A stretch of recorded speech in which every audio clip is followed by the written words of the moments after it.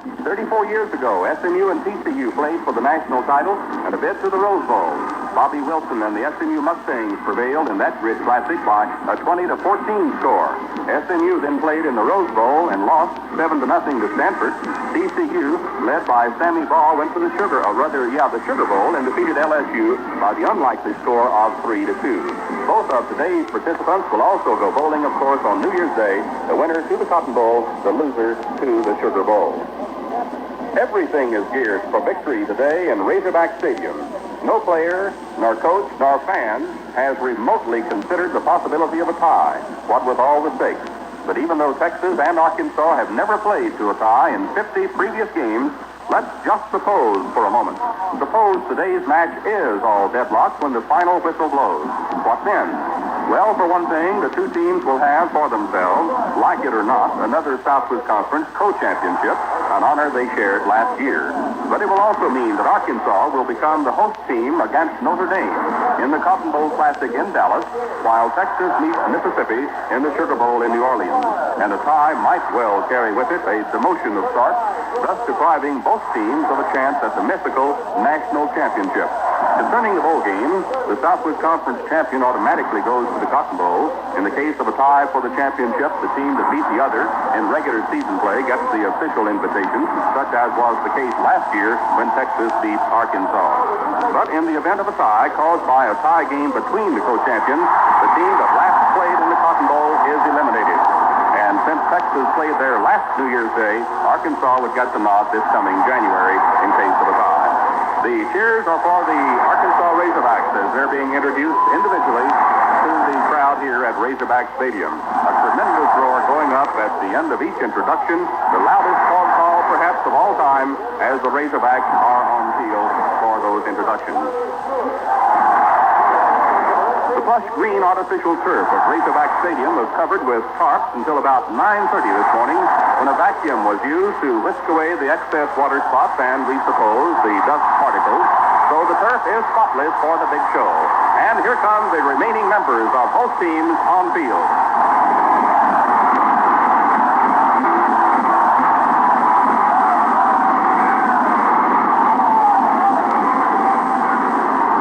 Barring a tie, somebody's win streak must unravel and sink to the good earth this afternoon while a single victory record continues to soar. The Steers from Texas are shooting for consecutive victory number 19 this afternoon, while the Razorbacks seek consecutive win number 16. The last time Arkansas tasted the bitterness of defeat was October 19th, 1968 in Austin, Texas, when this same Texas team won a scoring bee 39-29. In just a few minutes, it'll be time for the kickoff. Just time to remind you that this is Humboldt's 36th year of Southwest Conference sponsorship. We hope you enjoy the games as much as we enjoy bringing them to you. We pause now for station identification. This is KPRC, Houston.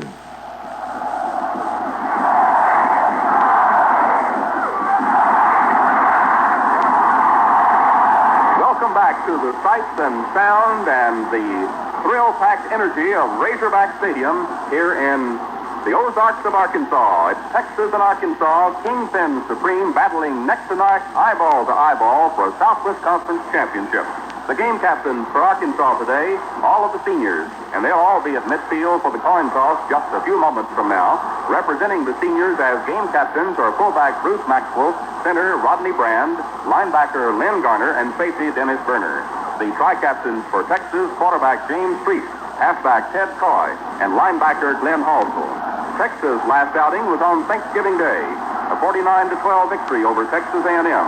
Arkansas also played last on Thanksgiving Day in the Arkansas capital city of Little Rock, and it was a Razorback feast, 33-0 over Texas Tech. Today is the day they break the wishbone. The feasting is over.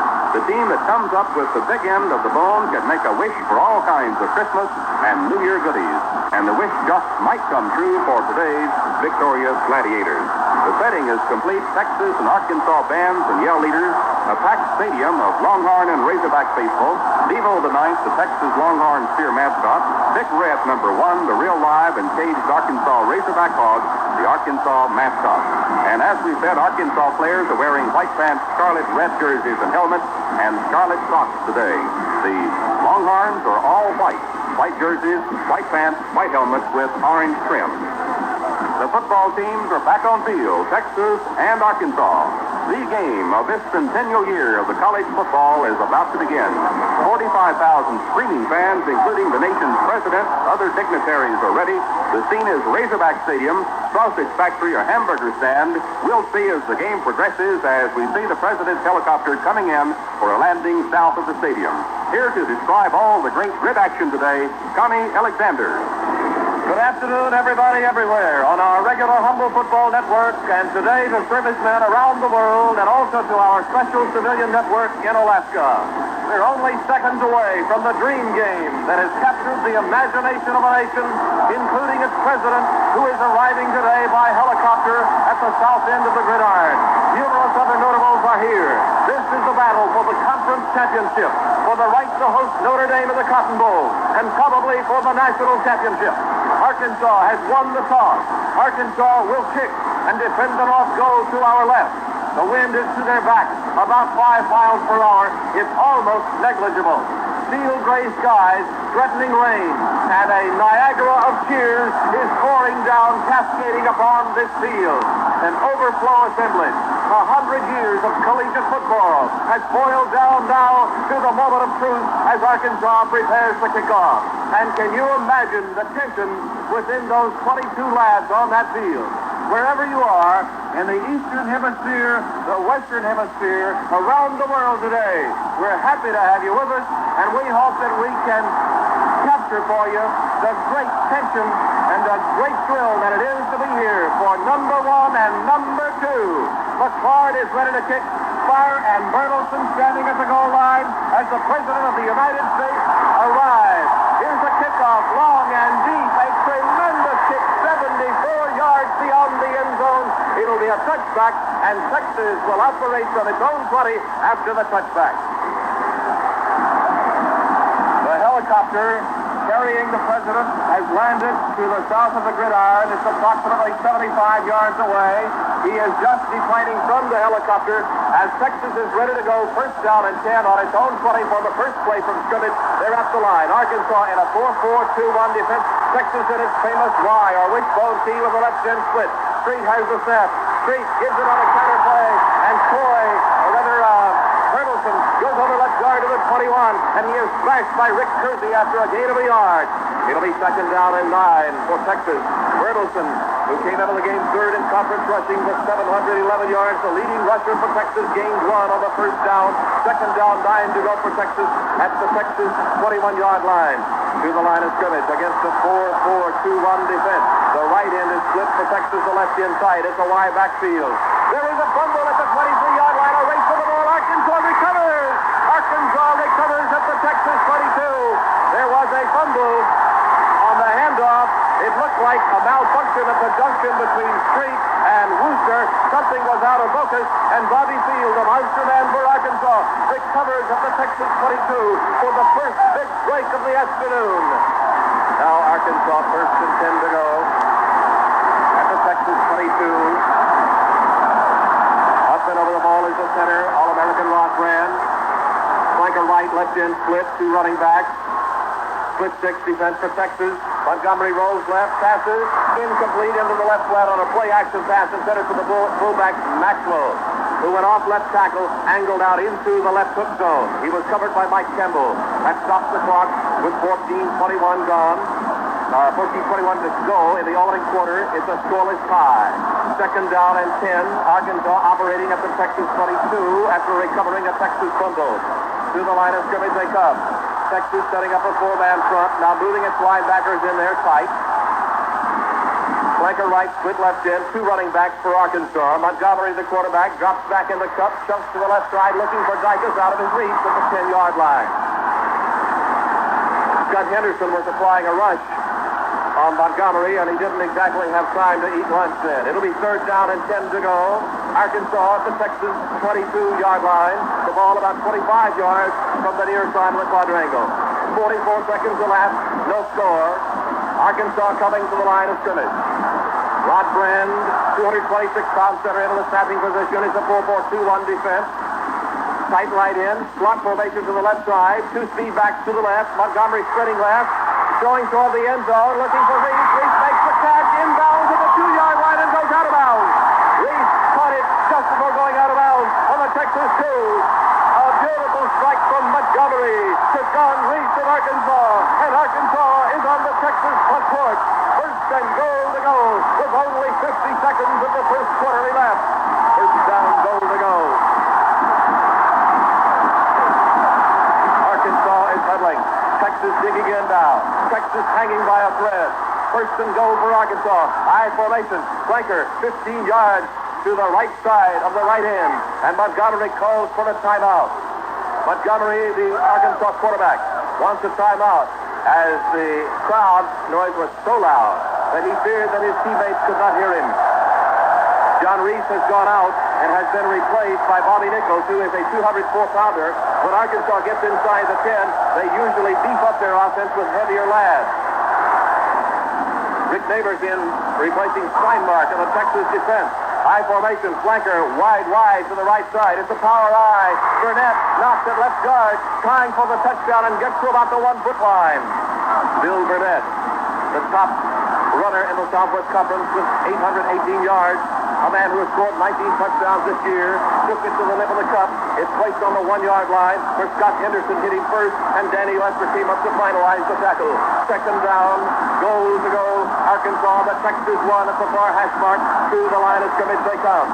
Texas entrenching with about a 6'5 defense. Arkansas in a power eye with a flanker wide to the right side.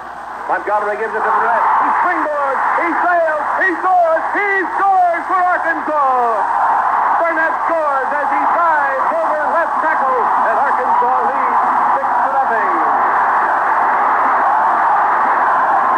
It's Arkansas 6, Texas nothing. The try for points to come as Arkansas scores with 1 minute 27 seconds gone, hardly before the President of the United States has had a chance to get into the stadium. McClard will kick. Rusher will hold. McClard is 38 out of 42 this year. It's on the way. It's protection, and Arkansas leads 7-0. And here is Stan McKenzie. That drive taking only 5 plays, Connie, moving 22 yards after Arkansas picked up the Texas fumble. And as you reported, Bill Montgomery went back to pass on 3 consecutive downs. He missed on the first 2, connected with John Reese on the 3rd attempt at the 2-yard line. From there, it took the Razorbacks just 2 plays to punch it in, and they lead with 13 minutes, 33 seconds remaining to play here in the first quarter. It's Arkansas 7 and Texas nothing. Across the way, the Texas band.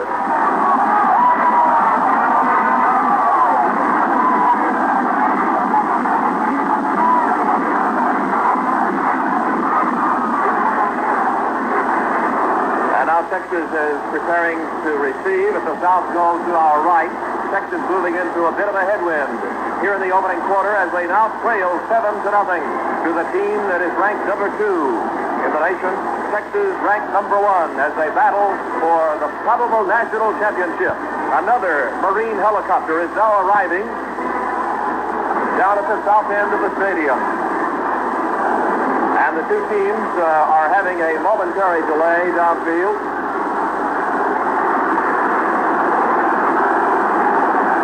Leading lads for Texas will be Cotton Spire and Jim Bertelson, who stand a yard behind their goal line as Bill McClard will kick off. Kicked a 56-yard field goal in high school. He is kicking with the wind, a slight breeze to his back, a 190-pound sophomore from Norman, Oklahoma. He will kick from almost the near hash mark at the North 40. An overflow crowd of 45,000. In a 5-2-2-2 receiving alignment. Here's the advance by McClard on the kick, and it's high, a skyscraper windmilling 67 yards to Bertelson, who will ground it in the end zone for the Texas touchback. Texas will operate at its own 20. First down and 10 to go. So Texas would trip the opening kickoff. And then on the second down, fumble. Arkansas recovered at the Texas 22. Moves it in for the CD, and Arkansas leads 7-0. Texas huddling in a circular huddle as Darrell Royal paces along the far sideline. Frank Broyles at the near sideline with his hands in his pockets, watching intently. Texas in his full house, wide backfield. And there was a handoff to Wooster at left guard, and he is spun to the turf on his back about the 23-yard line. Hit hard by Dick Bumpus from Fort Smith. 225-pound defensive tackle. That was Steve Wooster carrying. He's made a couple of second-team All-America squads this year. He's a junior, 210 pounds. And he made the Look All-America team. It'll be second down 7 for Texas at the Texas 23. The right end is split. Snap to Street. Street gives it off to Wooster. Hold it right tackle over the 25 to the 29 and to about the 30-yard line of Texas. And that's that same Texas offense. That's the first time that it's really moved like it ordinarily moves. And it's a first down for Texas as they place the nose of the ball just outside the Texas 30, where Cliff Powell made the tackle. And he was helped by Terry Stewart from the defensive secondary. First and 10, Texas at its own 30. Splits the right end. 4-man front, 4 linebackers, one of them up on the line. There is a handoff to Wooster, and Wooster nosedives to the ground about the 31 or 32-yard line. He was upended by Bruce James, a 6'3", 221-pounder from Moss Point, Mississippi. The nose of the ball just outside the Texas 31. It'll be second down 9 to go for the Horns in white uniforms with orange numerals and orange socks. Arkansas with Cardinal war bonnets, Cardinal jerseys with white trousers and Cardinal socks. Second down 9, Texas at its 31. Street gives it off to Wooster. Wooster blasts right tackle over the 35, the 38-yard line. Wooster out to the 38. It'll be third down, 2 to go. Cliff Powell, Mike Bichetti, 2 of the linebackers. 2 of the 3 linebackers for Arkansas made the stop. It'll be third down and 2. Texas at its own 38. At the inbounds marker, 53 feet 4 inches in from the far side of the gridiron. That was Wooster on the carry. And Texas has taken it inside every play so far. They trail 7-0. Here they are, third and 2. It's a critical down for both sides. Street on the outside option, pitches Coy, sweeping left, 40. Collides with the tackle at the 43. Bumped out of bounds about the 44 of Texas at the near sideline. Dennis Verner and Cliff Powell bumping Ted Coy and knocking him out of bounds. 212-pound senior halfback from Belleville. The last of the same Coy family to start the University of Texas. They bring the ball in just outside the Texas 43. That's Texas' second first down. Arkansas had 1. It'll be first and 10. Texas on its own 43. They've moved 23 yards since the touchback following the kickoff. 11:24 to play. First period, Texas trails 7-0. And here is the counter play to Coy, the right half, who goes to about the 45, maybe the 46-yard line, as he went over his own right guard after taking a stutter step to his left, then running the counter to the 45. He picked up 2. It'll be second and 8. Bruce James made the tackle. On the Texas 45, second down, 8 to go. Flips the right end, full house backfield, 4-4 diamond defense. Street has the ball. Street runs the option. He keeps. He turns the corner over the 45, the 50, into Arkansas territory to the 49-yard line. James Street, the Texas quarterback, getting down fairly close to a first down. They'll need a couple of more yards at the Arkansas 49. That was Street on the carry. He had run for 339 yards. Prior to that one, that gives him 345. He's averaged 4.9. Dick Bumpus was the tackler. Listen to this crowd in the background. Third down, 2 to go. Texas operating on the Arkansas 49 and then moving. 6-2-2-1 defense for Arkansas. Y backfield for Texas or the wishbone T. Hand off to Wooster, the fullback, hitting a left tackle, and he struggles down to the 47, turns on the extra effort to the 46, and that should be enough for the first down. Referee Carl Landis is eyeing the first down gauge and signals first and 10 for Texas on the Arkansas 46. Jim Bertelson threw a good block. A getaway block for Steve Wooster. The tackle was by Cliff Powell and by Jerry Moore of the defensive secondary. Powell chaired the containment committee. First and 10. Texas working at the Arkansas 46-yard line. 4-man front for Arkansas. The linebackers dancing around. There are 4 of them. Street has the snap. Street takes a handoff. He keeps around the corner to the 44 of Arkansas. And then is caught in a cloud of Arkansas muscle and driven back. But the forward progress will be ruled to just inside the 44 of the Razorbacks. Call it to 44 and make it second down and 8 to go for Texas. Texas is moving. They have gone 36 yards from their own 20. Rick Kersey and Cliff Powell took the wind out of the sails of Mr. Street, the quarterback. Texas is huddling. Arkansas in trenches with 4 men up front. There are 3 linebackers. The monster man, Bobby Field, moves up on the line now at defensive right end. Street is dropping back the pass. He's throwing the ball. He's looking for Spire down the far side. It's intercepted at the 10-yard line, and Terry Stewart falls back to the 8 of Arkansas. Terry Stewart of Arkansas intercepts as he plucked it out of the arms of Cotton Spire at the 10, and his momentum carried him backward to the Arkansas 8 where he fell, and Arkansas will take over 1st and 10. That was the first Texas pass. And Terry Stewart said earlier this season that Texas will run and run and run and lull you to sleep and then throw the bomb. But he was definitely awake and he made the interception. Arkansas on the line of scrimmage now, 1st and 10 on its own 8, leading 7-0 with 6 minutes gone in the first quarter. Slot to the right side with 2 speed backs out to the right now. In the slot, and it's split in. And Bill Burnett, the power back, goes outside the 10 to about the 12-yard line of Arkansas as he danced over right tackle and was met by Big Bill Atessis, 257 pounds, who made second-team All-American this year, and honorable mention on another All-American unit. The ball is on the 11 and a half. The nose of the ball just outside the 11. We'll call it the 11 of Arkansas. Second down. About 7 to go for the Razorbacks. They have a slot to the right with 2 running backs. The left end is split only about 2 yards. And going straight up the middle is Burnett. Behind a surge of muscle, and he rides the side through the 14-yard line of Arkansas. There, Glenn Halsell, a senior linebacker from Odessa, hits him first. And then Carl White, a sophomore from McKinney in the front line, comes in to finalize the tackle at the Arkansas 14. Third down, 4 to go. Again, a big play for both sides. Texas down 7-0 as Arkansas recovered a fumble in the opening minute of the game and moved it in for the TD. 8 minutes to go in the first quarter. Arkansas leads 7-0. They set the slot to the right side with Dykes in the slot, and Reese is the split in. Montgomery rolls right. He's looking for those 2 lads. He's in trouble. He has to run. The 10 to the 15 to the 20. He trips over one of his own men and falls on the 22, but he's got the first down in Arkansas territory. Down Arkansas.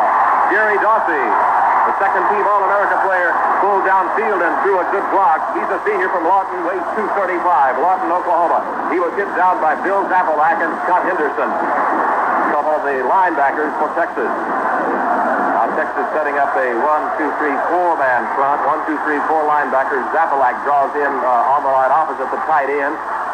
Slot to the right side. Montgomery runs off to right, keeps 25, 30, 35, jumps on his own 36-yard line. Carl White caught him around the shoelaces and decked him, but it's another first down for Arkansas.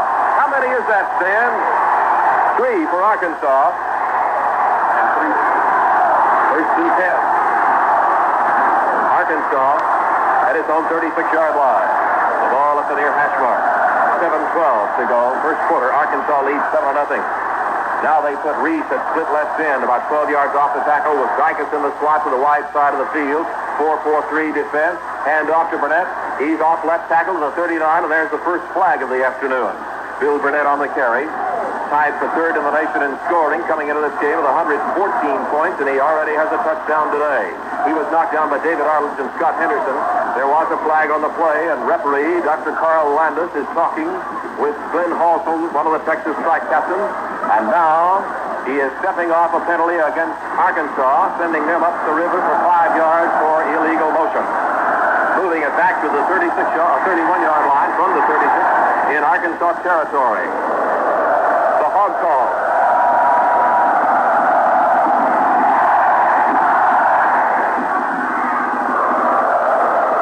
Arkansas to the line of scrimmage, 1st and 15 at its own 31. Split left end, flanker right, draw play to Maxwell, the fullback, knocking it left tackle to the 32, perhaps to the 33. Maxwell carrying, came into the game 6th in conference rushing with 559 yards. Scott Henderson was the man who caged him. Carl White came along with a shoulder to give a defensive assist just inside the Arkansas 33. It'll be second down and a long 13 to go for the Razorbacks, who lead 7-0 with 6 minutes and 33 seconds to go in the opening quarter. The tension is absolutely fantastic. Slot to the right side. The left end is tight. 4-man front with one of the linebackers on the line. 3 linebackers over-shifted toward the Arkansas slot. And Maxwell, one of the running backs, takes it again on almost a carbon copy of the previous play. Makes virtually no gain to bring up 3rd and long yardage. Greg Cless and David Arledge were the 2 lads who slammed him down. And the ball has been placed on the Arkansas 33. The line to gain is the Arkansas 46. So make it third down, 13 to go for the Forkers of Coach Frank Broyle. Playing on AstroTurf here under heavy skies that threaten rain at any moment. It rained about 2/3 of an inch starting last night and stopping this morning. Here's the third down play. Slot wide to the right. Montgomery dropping back in the pocket. Good protection. Chunks down the middle. Dicus open at midfield. Makes the grab at the 50. Darts to the 45. Dumps on the 45 of Texas. Chuck Dicus on the reception. And with that catch, Chuck Dicus breaks the Arkansas career receiving record with his 84th catch. He's only in his second year. Scott Henderson was the man who plastered him to the plains at the 45-yard line in Texas territory. First and 10 for Arkansas. Well, that was the payoff play on 3rd and 13. That one was for a lot of the marbles. And the cool, poised Montgomery found his target through the bullseye. Dicus made the catch, and Arkansas has the 1st and 10 on the Longhorn 45. Flanker left, split right in, 2 running backs, 4-man defensive front, 4 linebackers. Dropping back the passes, Montgomery gets a hard charge, takes one tackler, another one has him by the right ankle, and dumps him back at the 50-yard line. That's Texas defense pouring in on Montgomery. Greg Plett and David Arledge were the first 2 lads there, and then Big Bill Atessis got one of his big, powerful hands on him and wrecked him at midfield. The ball on the 50-yard line at the far hash mark. It'll be 2nd down, 15 to go for the Razorbacks. 4 minutes, 45 seconds remain in the opening quarter. The score is Arkansas 7 and Texas nothing. Brand, the center, over the ball. Dicus slots to the right. Reese splits it right in. The left end is tight. Texas was 1, 2, 3, 4-man front down in the 4-point stances. Montgomery sprints out to the right as though to pass. He gets a hard rush, but picks up a block. 45, 50. Fumbles the ball at the 49. It floats downfield to the 42 of Texas, recovered by Arkansas. Recovered by Dicus, who was a receiver who came back to recover Montgomery's fumble. And that will not be nearly enough for the first down. As the ball is recovered at the Texas 42, Carl White was the man who separated Bill Montgomery from the ball. Montgomery has run for 68 yards prior to today, passed for 1,128 yards and 8 touchdowns. Third down coming for Arkansas. 7 to go from the Texas 42. It's at the near hash mark. Arkansas out of the huddle. The right end is fairly tight. There's a slot back left, a split left in. Montgomery's backpedaling to pass. Gets a hard rush. Picks up some protection. Runs over to the side. Stands on the 50. Throws. Dicus open on the 32 to the 30. And brought down on the 26-yard line of Texas. Man, oh man, has that Montgomery got a lot of cool. Wow. His protection almost broke down. He managed to regain it. He waltzed to the left about 15 yards. And by that time, Dicus was open. He fired it to Dicus, and Steinmark made the tackle for Texas on the Horn 26-yard line. 3:25 to go in the first period. Arkansas 7 and Texas nothing. Now Arkansas is on the move. Dicus splits it left in. Reese is a flanker to the right. 6-man front for Texas. 2 overshifted linebackers. 3 deep secondary. Montgomery has the snap. Fakes a handoff to Burnett. He throws deep. He's looking for Dicus. Dicus has it on the 1, and he's in for a touchdown. But there is a flag. There is a flag. Hold it, a flag at the 15. Dicus caught it for the touchdown, but there is a flag. Now we'll watch for the preliminary signal. The officials are waiting that the touchdown will apparently be nullified. Montgomery hit Dicus, who had beat the Texas secondary. He was behind him. Interference against Arkansas. Offensive interference. That's a 15-yard fine. The ticket against Arkansas for offensive interference. And referee Carl Landis hands down a 15-yard fine, moving the ball back to the 41-yard line. From the line of scrimmage, which was the 26, it's now at the Texas 41. It'll be 1st and 25 to go. And that is loss of a down, so make it 2nd and 25. 3:06 remaining. First period. Arkansas 7, Texas nothing. Dan, I don't know how those players could have slept very much last night with all the tension. This place is absolutely electric. And I can assure you that nobody on our crew did much sleeping last night because of the tension of this great and dramatic game. The snap to Montgomery. Back to pass. He's getting a hard rush from Atesis. He's getting a hard rush from Arledge. He fights him off, but now Atesis and Arledge corral him deep, deep, deep at the 35-yard line of Arkansas. A tremendous loss. A loss of 24 yards. Atesis and Arledge, the defensive ends, turned the radar on, and they absolutely melted Montgomery back at the 35-yard line. He just couldn't escape. He tried all the Houdini he had in him, but there was a tremendous loss of 24 yards. Now, believe it or not, ladies and gentlemen, it is third down coming. They must go to the 16-yard line, so that's 34 and 15, 49 yards, if by mathematics is correct. Third and 49 to go for Arkansas from their 35. Good left in, flanker to the right. It's a draw play. Maxwell up the middle over the 35 to the 39-yard line. And that'll bring up fourth down. Greg Fletch and Glenn Halsell brought Maxwell into bondage at the 39-yard line in Arkansas territory. Cotton Spire of Texas from Port Arthur, fifth in the conference in punt returns, goes back to run the punt back. As Cherry Stockville, fourth in conference punting with an average of 38.4, will kick with the aid of about an 8-mile wind. Bill Carter into snap. Gets a good snap back, belt buckle high. Long, wobbly kick going towards Spire. Out kicks the coverage 10 yards. He's got it on his own 17. Up to the 20, cuts left to 25. At the 27, he's hit, trips up, and flies forward to the 30-yard line of Texas. Minute 35 to go. We'd like to warn all of our stations along the network with a minute 35 to go in the first quarter that immediately at the end of the first quarter, the President of the United States will be introduced here, and we will delay our regular commercial cue at the end of the first quarter until after the President is introduced, and then we will throw our standard cue. We have a minute 35 remaining in the first quarter. Arkansas leads 7-0. That was a 45-yard punt for the Razorbacks. 13-yard run back. There is a call timeout on the field. And the score, Arkansas 7, Texas nothing. And here's Stan McKenzie. It was on November 6th of 1869. The teams were Rutgers and Princeton, and the game was a primitive kind of rugby. Neither team realized it at the time that this was an historic occasion. It was the beginning of college football, which this year has celebrated its 100th anniversary. For 36 of those 100 years, Humboldt Oil and Refining Company has been broadcasting football throughout the Southwest. And every year, the game becomes more popular, more exciting, more colorful. We hope that you've enjoyed listening to the games as much as we enjoy bringing them to you. Connie, Arkansas took the ball a few moments ago on their own 8-yard line, and it looked as if they had moved 92 yards for a second touchdown in the ball game. But a pass thrown complete to Dicas for the would-be touchdown was called back. Arkansas is penalized for offensive pass interference. And so the Texas Longhorns will take over at their own 30-yard line as we go back to play. Then I've just spotted the President down below us to the left. Now Texas to the line, first and 10. It's Wooster with a big hole in the middle. Daylight to the 35, the 38-yard line of Texas. And Dick Bumpa snaps him on the Texas 38. Wooster is really rolling through that Arkansas defense. Last year he gained 806 yards on the season. This year he's 7th in the conference in running with 555 coming into the game. And he propelled that with great blocking from his 30-yard line to his 38. An 8-yard effort. It'll be 2nd and 2 for Texas, which trails 7-0 with a minute 7 to go in the opening quarter. Splits the left end. Wide, full house backfield. Wooster up the middle, struggling for the first down. He's got it as he goes over the 40-yard line. Steve Wooster, who made the look All-American, gets the first down for Texas. Bruce James brought him down, and Cliff Powell aided him.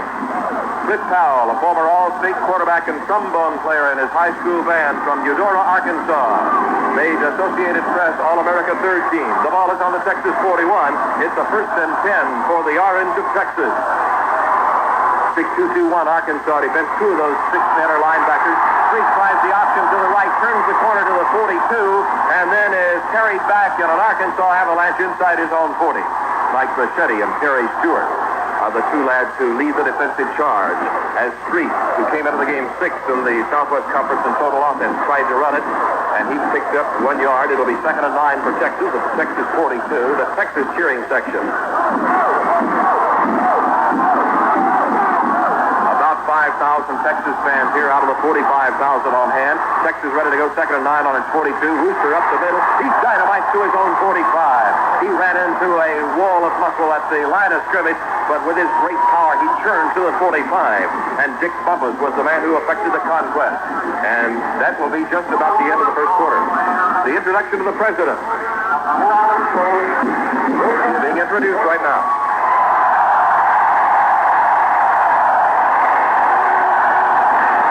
He's waving to the crowd. He is seated about the 35-yard line. He turns and waves toward the press box. The President of the United States has just been introduced. And that's the end of the first quarter with the score, Arkansas 7 and Texas nothing. Our guest today is Jeremy Surge, lead guitar in the Clean Cheese Elevator. What kind of a guitar is that, Jeremy? It's a gasoline guitar, man. A gasoline guitar? Yeah, well, you've heard of electric guitars, right? Well, this one runs on gasoline. Oh? I'll start her up.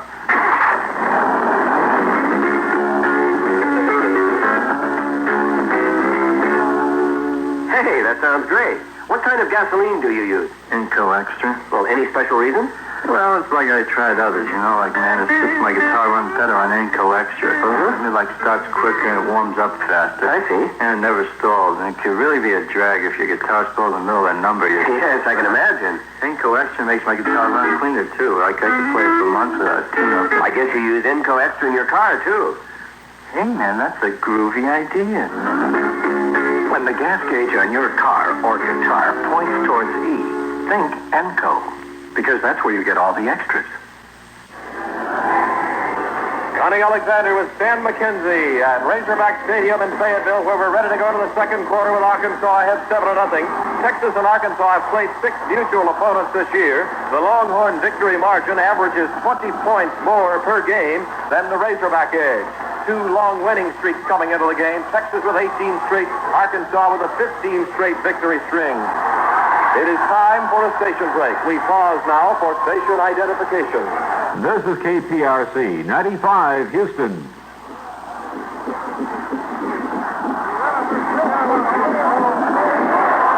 Welcome back to the Battle of Fayetteville in the famed Ozark Mountains. Connie Alexander with Stan McKenzie. Our score is 7-0.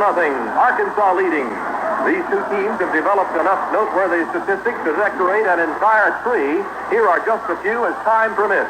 Texas leads the nation in rushing with 376 yards per game. In fact, the Horns have cinched the rushing crown unless Arkansas holds them to minus 217 rushing today. Only team to ever exceed that average were the 1956 Oklahoma Sooners. Time is in as we go to the second quarter. Texas operating from its own 45. A handoff to Rooster at left guard. He is mobbed at his own 46, and that will bring up 4th down and 5. Mike Machete makes the tackle, aided by Roger Harnish, a sophomore from Little Rock, and Scooter Mondingo, the Texas punter, gets the call for action. A senior from Del Rio, Texas, coming in. 4th and 5 to go for Texas at its own 46. Mondingo will have the wind to his back. It is a misty afternoon. Leonard high snap, hard rush, gets the kick away. A lofty skyscraping spiral, fair catch signal on the 18. Jerry Moore fields it at the 18 for Arkansas in Razorback property. Mentioning some of those other statistics, that was a 36-yard punt. Texas is also 5th in the nation in total offense, 3rd in total defense, 8th in rushing defense, and 4th in defense against scoring. 9 Texas backs have run more than 200 yards each. The Steers rank 2nd in the nation in scoring with 44 points per outing. Arkansas leads the country in defense against scoring, permitting only 6 8/10 points per game. And the Porkers have the 9th best scoring average at 35 points average per game. They lead 7-0, and here they go 1st and 10 at their 18.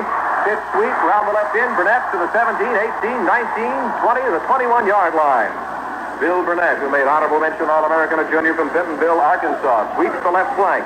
And David Arledge and Mike Campbell of Texas make the tackle at the 21-yard line in Arkansas territory. Now they're fighting it on the 22.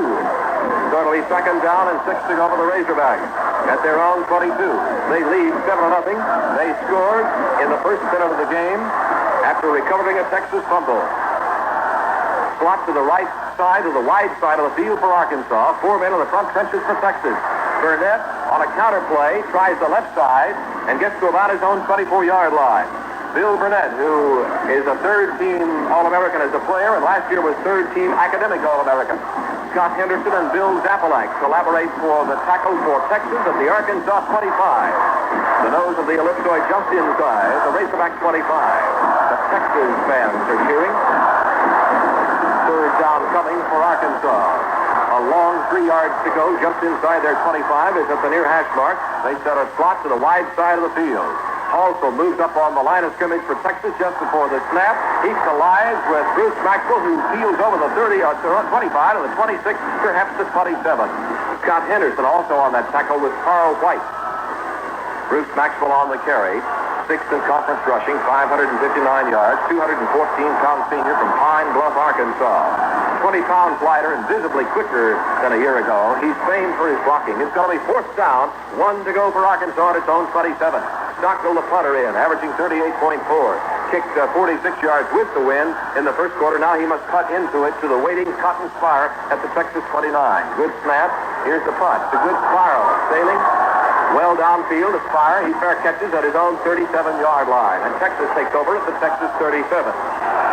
2.5 minutes gone in the second quarter. Texas trails 7-0. They have it 1st and 10 from their 37. Here they go with an option pitch to Coy around left end. He sits up on the 36, and his 6-foot frame leans forward to the 38-yard line. There is a flag downfield. Tackled at the Texas 38 was Ted Coy. Here comes the penalty against Texas. It's a major penalty. A 15-yard walk-off. Back inside the 25 for clipping. Let's see where they pinpoint the big skin. Here it comes. On the 24.5, but call it the 24.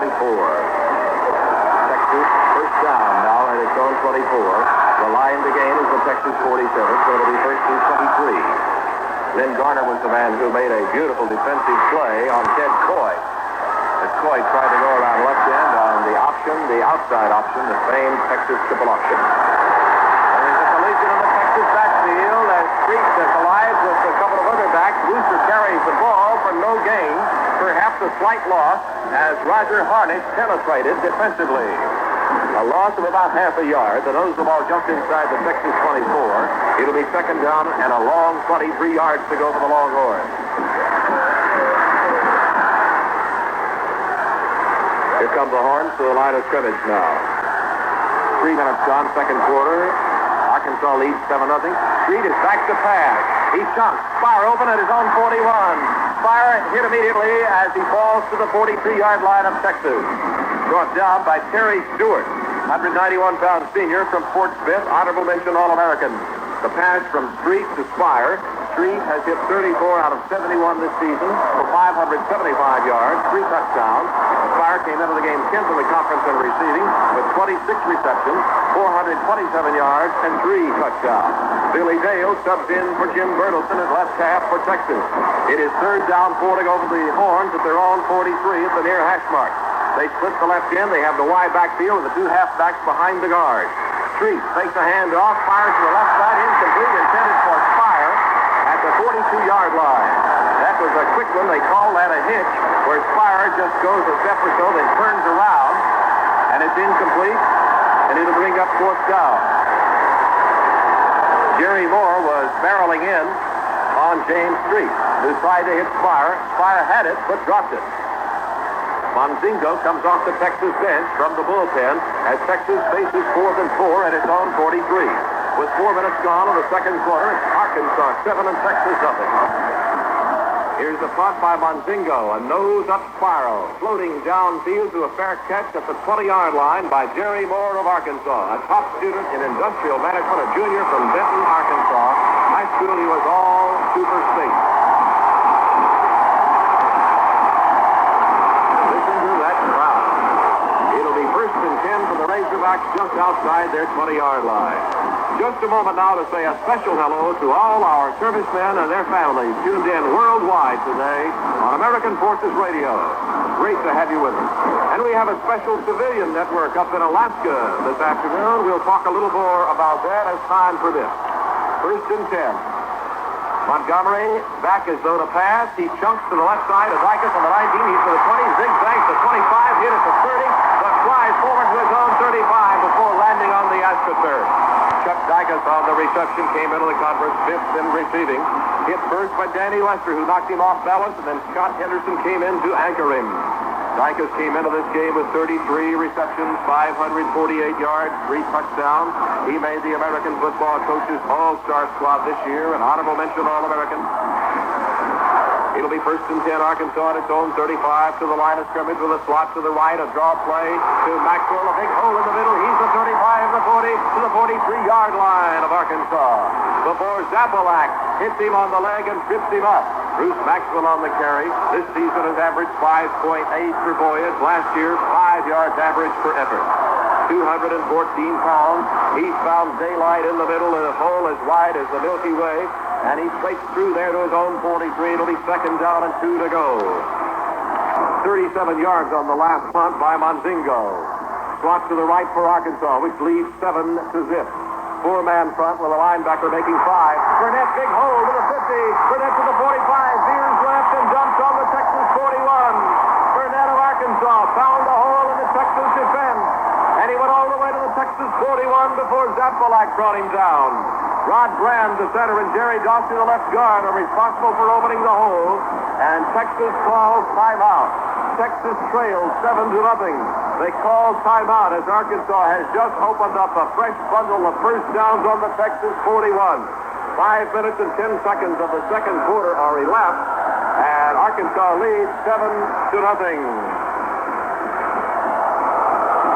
Texas is so deep and so strong that its starting backfield has played in only 56% of the rushing plays this year.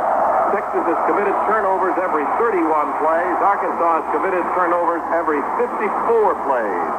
Texas has had a total of 24 turnovers on the season. Arkansas only 14. But Texas has obtained 42 enemy turnovers.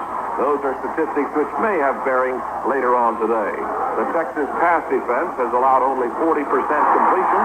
Arkansas has had only 5 interceptions all year out of 250 passes, but Texas has intercepted 25 in its first 9 games.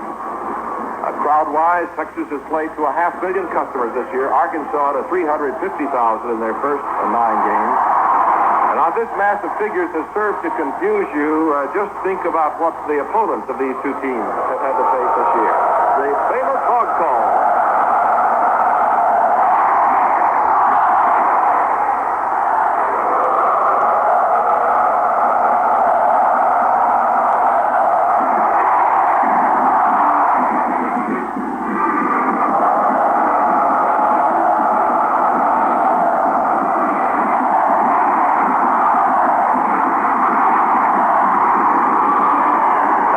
Is in with 9:50 to go in the first half. Arkansas leading 7-0, and they have a first and 10 on the Texas 41. Slot to the right, the left end fairly tight. Montgomery sprints out to the right, almost knocked down by Campbell, gets the pass off, almost intercepted by Steinmark at the Texas 33. Blitzing Mike Campbell almost got the quarterback, Bill Montgomery. Montgomery eluded him, got the pass away, looking for Dicus. Steinmark danced in front of Dicus and almost had himself a purloined pass. Stops the clock. 9:44 to go, first half. Arkansas 7 and Texas 0. Second and 10, Arkansas operating on the Texas 41 at the near hash mark.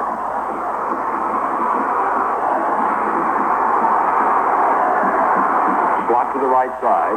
4-man front defensively. Hand off to the right half, hitting center. That's Maxwell inside the 40 to the 37-yard line. Big Bruce Maxwell shaves off about the 4 yards down to the Texas 4, where Greg Klett and Glenn Halsall bump it into earth. Ball on the Texas 37. Third down, 6 to go. Arkansas operating 3rd and 6. It has title to the ball now.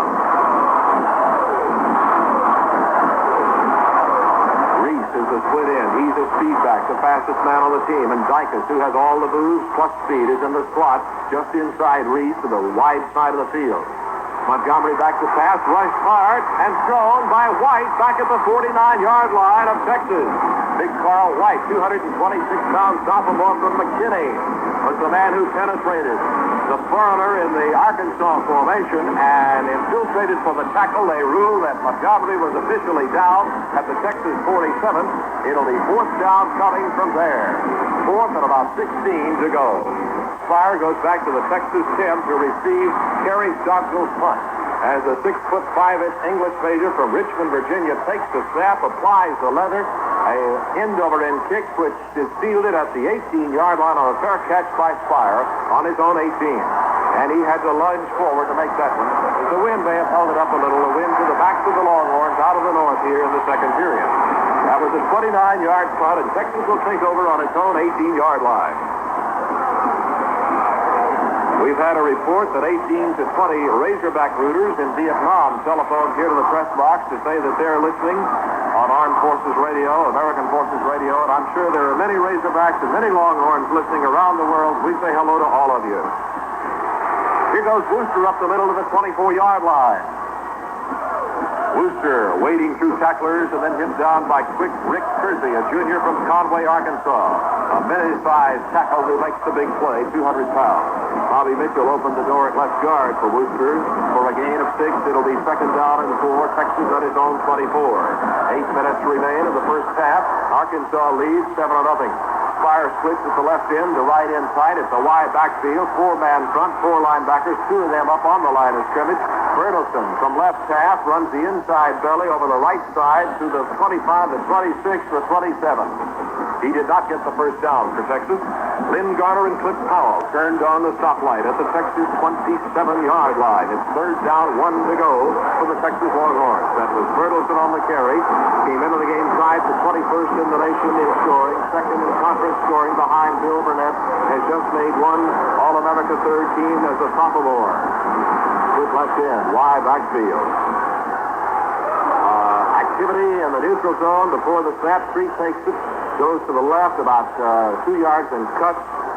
Everything comes to a halt before he is tackled. He is bumped by a defender.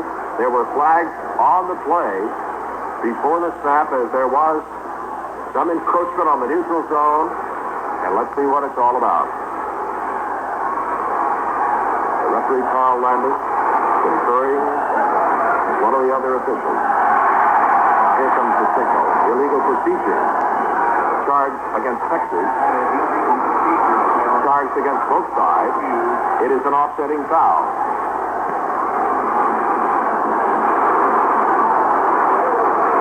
Third down. Yard to go. Wooster trying for the first down. Gets to about the 28, maybe outside the 28. Close to the first down is Wooster. They're still unstacking. The nose of the ball placed at the 28 and a half now. And the line to gain is the 28, first down. Texas, the first down. Just outside is 28, where Buffett, Kersey, and Harnish. The inner sanctum of the Arkansas defense made the tackle. First and 10, Texas on its own 28 and a half. Almost the 29, let's call it the 29.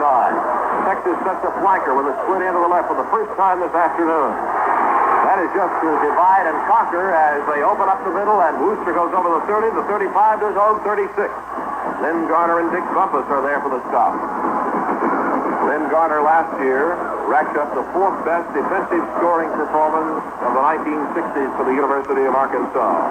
Mike Dean and Bob McKay opened the door for Wooster on that play to the Texas 36, where it is 2nd down, 3 to go. Bob McKay is All-American at right tackle. Spire split at right end, 5 yards off McKay.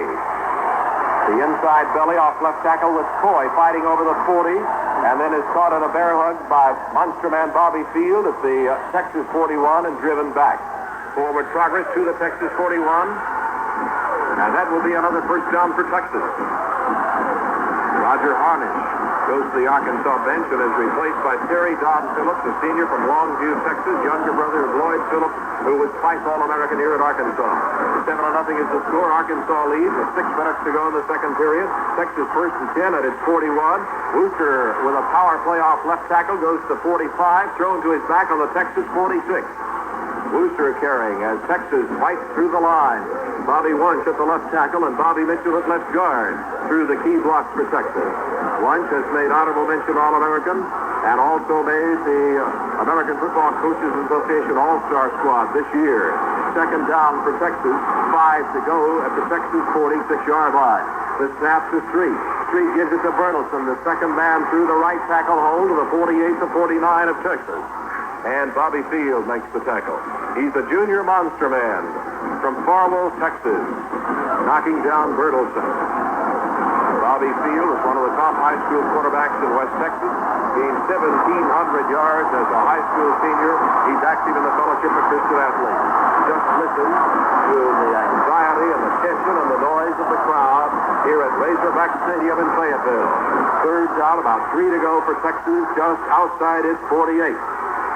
Street gives it to Wooster, and it's power off left, or to Coy, power off left tackle. Coy follows Wooster over the 50 to the 47-yard line of Arkansas. Another first down for Texas.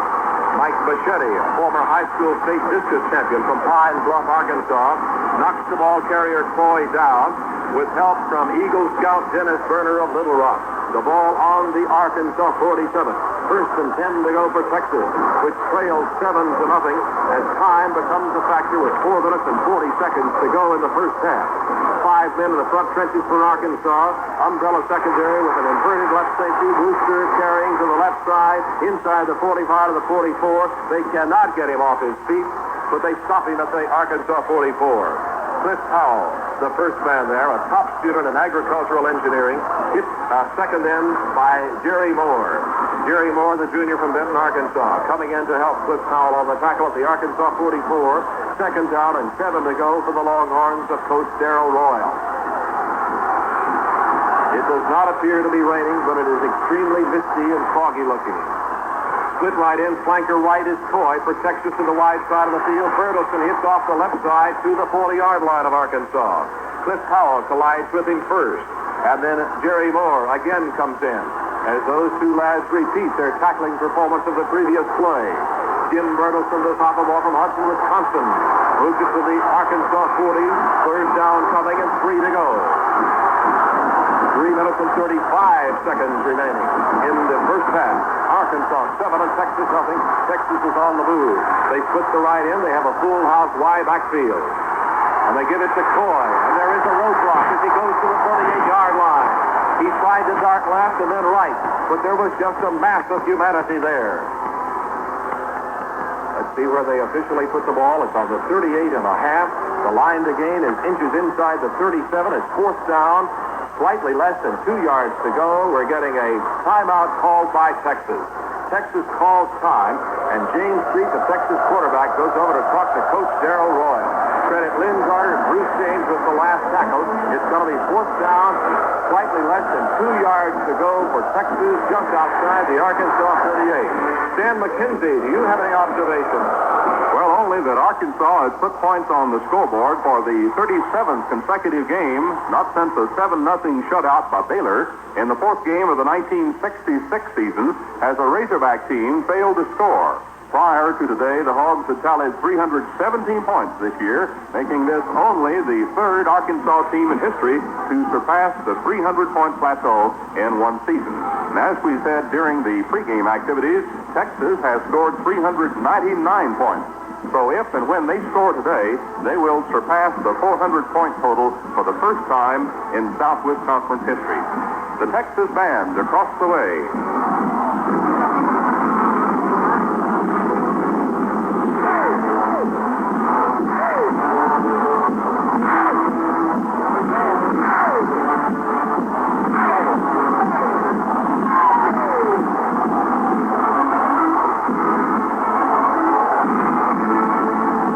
And now back to Connie Alexander. In addition to our worldwide coverage on American Forces Radio today, we're honored to have a special Alaska network joining us. KINY in Juneau, KENI in Anchorage, KFAR Fairbanks, KTKN Ketchikan, and KIFW Sitka. Welcome aboard. Ready to go to play. Fourth down, 2 to go. The Arkansas 38. Street calling the signals for Texas. Street gives it. No, he fakes the handoff. He keeps around left end of the 36-yard line. He faked the handoff to Wooster with good deception. He ran the inside option to the left, turned the corner to the 36 and a half. First down for Texas. Lynn Garner and Cliff Powell, a top accomplish the entrapment on Mr. Street, but he managed to get that first down with very little to spare. Just about the length of the pigskin. 3 minutes to play in the first half. Texas down 7-0. Now they're moving. They have a split left end. Street gives it to Bertelson on the inside belly, left half over right tackle inside the 35 to the Arkansas 34. Mike Bichetti of the Arkansas defense makes the stop. Communications Major Jim Bertelson on the carry, 192-pound, 5'10" sophomore. He took it to the 34 of Arkansas. Second down coming, 8 to go for the Longhorns. Randy Stout in for Bobby Mitchell. He weighs 250 at left guard for Texas. 2:25 to go in the half. Snap to Street. Fake handoff, runs the option. Outside option, pitch to Bertelson. Bertelson trouble on the 34. Tries to slice between two lads and is sandwiched at the 31 of Arkansas. Bobby Fields hit him on one side, Terry Stewart on the other. Tackle at the 31 and a half in Razorback territory. Third down coming, and about 5 to go for Texas. 2 minutes remaining in the first half. Bobby Mitchell back in for Randy Stout at left guard for Texas. Spire and Peschel are the end. Arkansas with 4 men up front. 3 linebackers, the monster man moving up as a linebacker. 3 deep secondary. Split left end, flanker left for Texas. Hand off to Wooster. He's mobbed at the 31 and swept back in a man's slide to the Arkansas 34. Chris Powell hit him first. Bruce James coming along second, and what a game Powell is playing. Now that puts the ball on the 34. Let's see, no, they're ruling it forward progress to the 31-yard line in Arkansas territory. It'll be fourth down coming and 5 to go. And Texas has called for a timeout. Fourth down and 5 to go for Texas at the Arkansas 31, a minute 38 remaining to be played in the first half. National championship recognition goes to a Southwest Conference football team for a third time within 7 seasons here today. For the winners, victory means a second national claim in that span. Texas was the unanimous choice in 1963, and Arkansas was honored by the football writers after the 1965 bowl game. Other Southwest Conference teams to win national championships were SMU in 1935, TCU in 1938, and Texas A&M in 1939.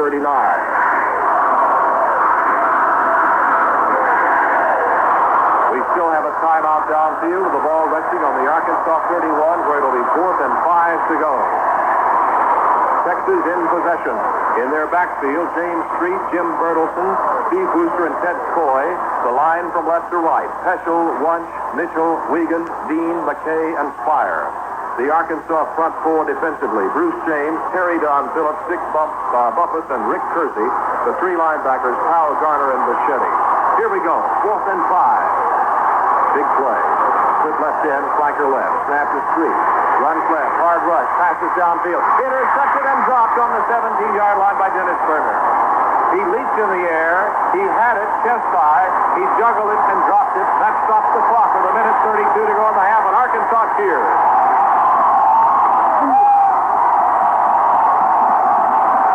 Arkansas celebrates as the Razorbacks contain Texas, stopping the drive at the Arkansas 31, where Arkansas takes over first and 10 with 92 seconds to go to the halftime intermission. Before 45,000 spectators, before the President of the United States and a host of other dignitaries. Slot to the right to the wide side of the field for Arkansas on first and 10. Snap to Montgomery. Burnett goes off right tackle to the 35-yard line of the Porkers. There, Big Bill Atessa cages him.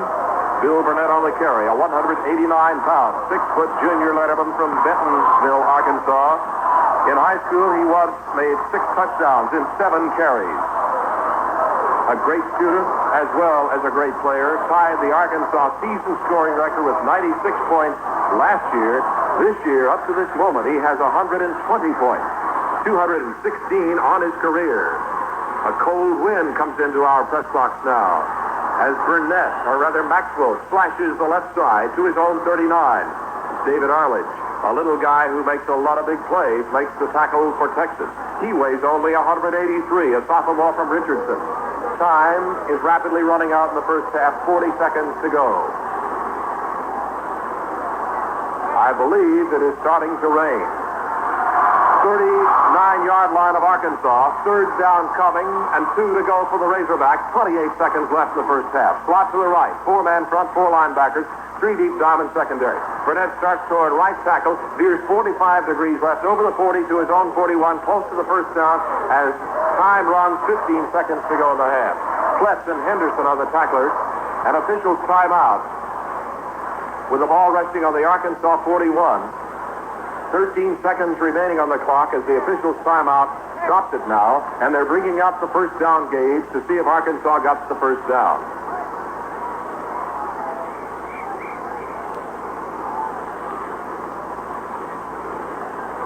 Here's the stretch of the chain. It is just about 3 or 4 lengths short. Arkansas just 3 or 4 lengths short, but they appear to be playing it conservatively as they're keeping it on the ground here in the dying seconds of the first half. They have fourth down coming. Just about 3 or 4 inches to go. Steinmark goes back as the Texas safety. Stockdale will punt into the wind. 7, so the clock is running now. 5 seconds, 4 seconds, 3. Here's the punt. It is blocked. Rolling back to the 28-yard line. Diving for it is Zapalak on the 26 of Arkansas. The clock shows that time has expired. Zapalak recovers the blocked kick. It was blocked by linebacker Scott Henderson, and Bill Zapalak recovered, but time runs out in the first half, and that's the end of the first half with the score. Arkansas 7 and Texas nothing.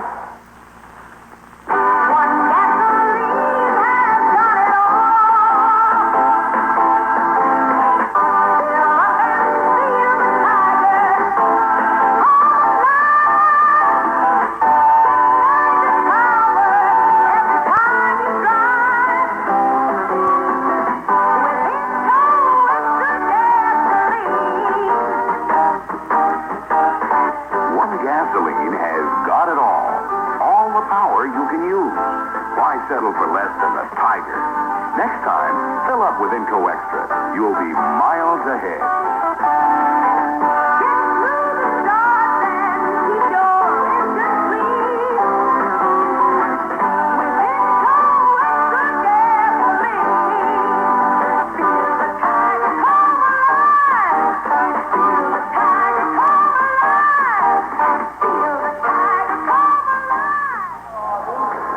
Time for a station break. Your hosts this afternoon are Humble Oil and Refining Company and your neighborhood Happy Motoring dealer. Remember, the Happy Motoring sign is where you get all the extras. We pause briefly for station identification. This is KPRC 95, Houston, Texas.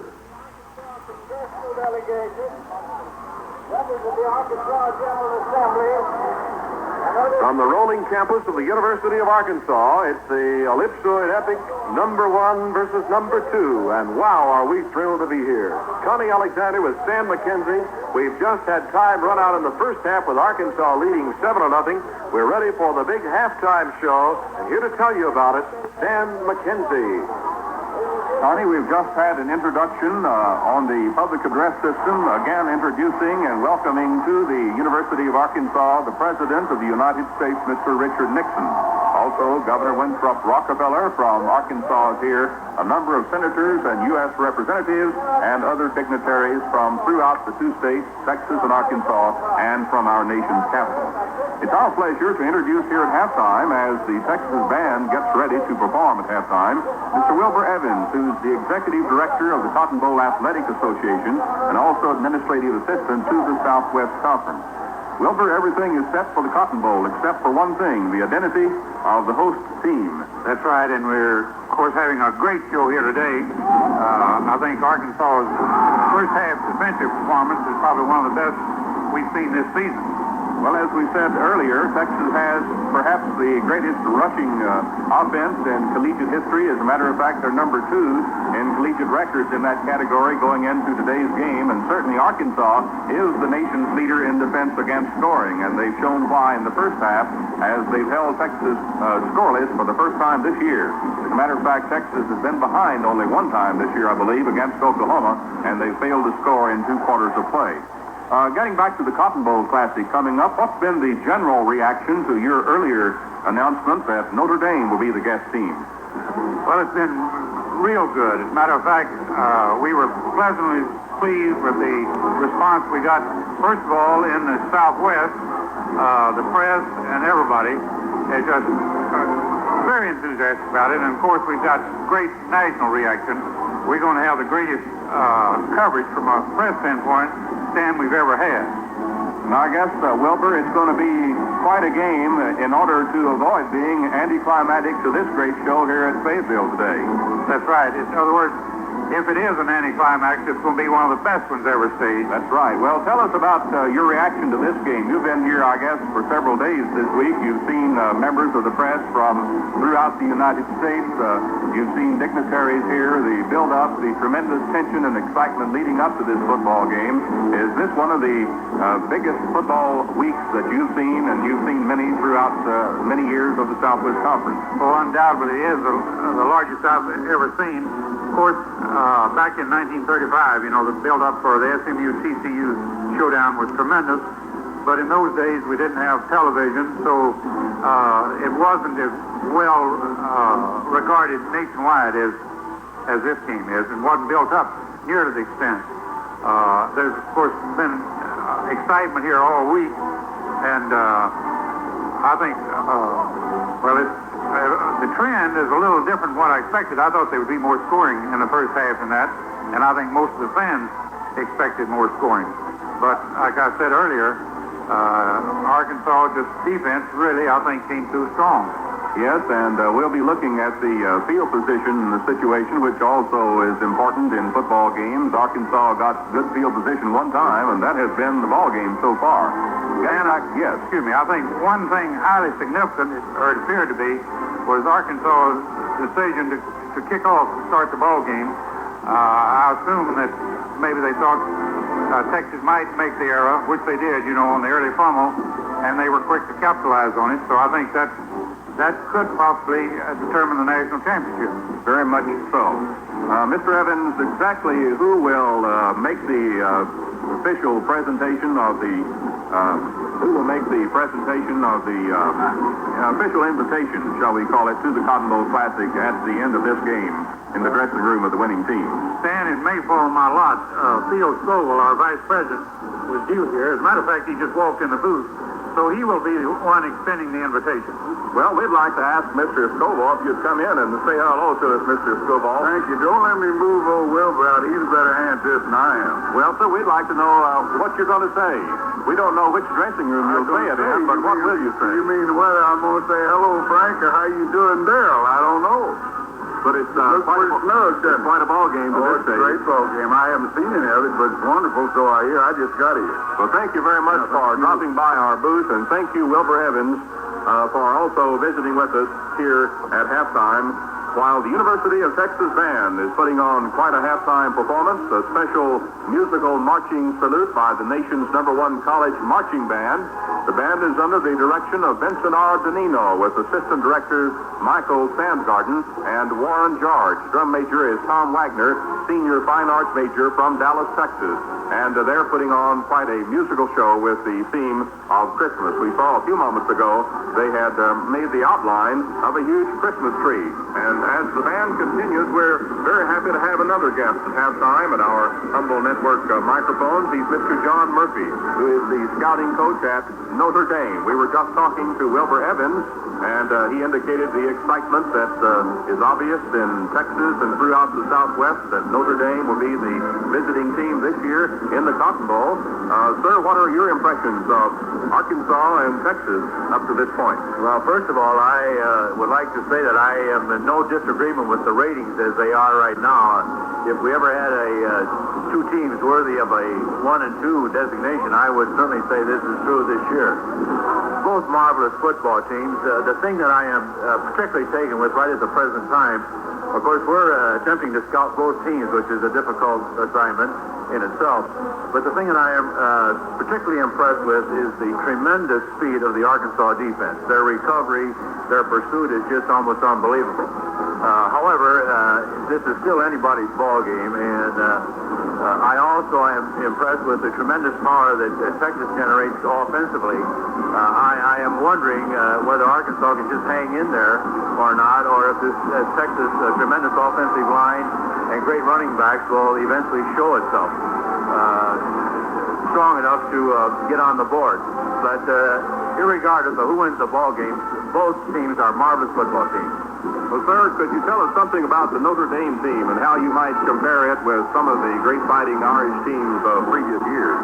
Well, I think this is real difficult when you make any attempt to try to compare.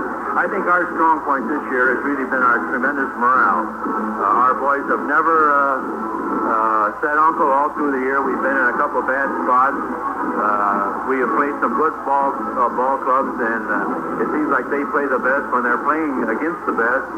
So as far as comparing them, I would not want to make any attempt at that at all. But we do feel as though we have a highly spirited team, a bunch of kids who come to play, and after all, what more can you ask from a bunch of kids? Well, that's certainly a fine way to say it. And Coach Murphy, we just saw on the playing field as you were talking, a salute to President Nixon as the Texas band spelled out N-I-X-O-N, and now they've moved back to a T-E-X-A-S. A salute, of course, to Texas.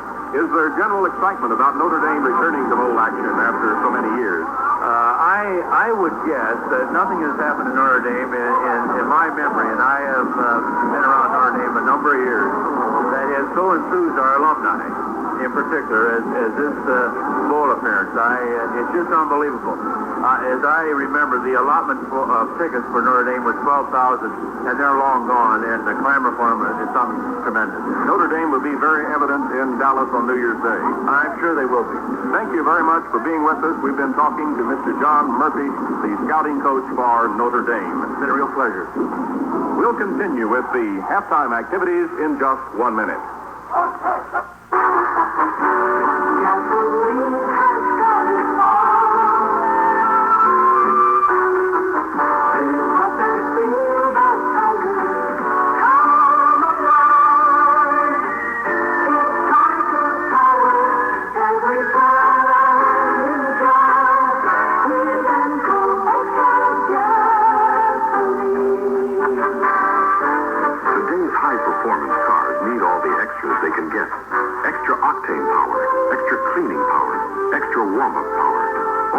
You get an Enco Extra gasoline. Fill up with Tiger Power today and feel the Tiger come alive.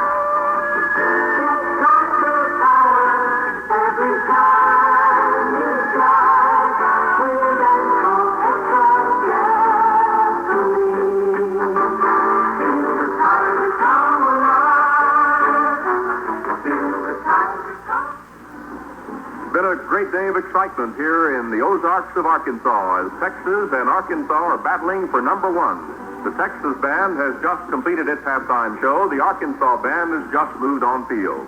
Well, we've had so many important personages here today, headed, of course, by the President of the United States, also Miss Barbara Speck of Texas Tech University, the collegiate football centennial queen, evangelist Billy Graham, Steve Owens, the 1969 Heisman Trophy winner from the University of Oklahoma, who we're told flew into Arkansas on Air Force One with the President.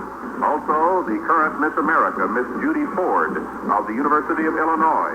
Her escort today, Mike Fitzhugh, a law student at the University of Arkansas. And still another important guest has moved into the Humboldt Football Radio, and we'd like to call on Tommy Alexander.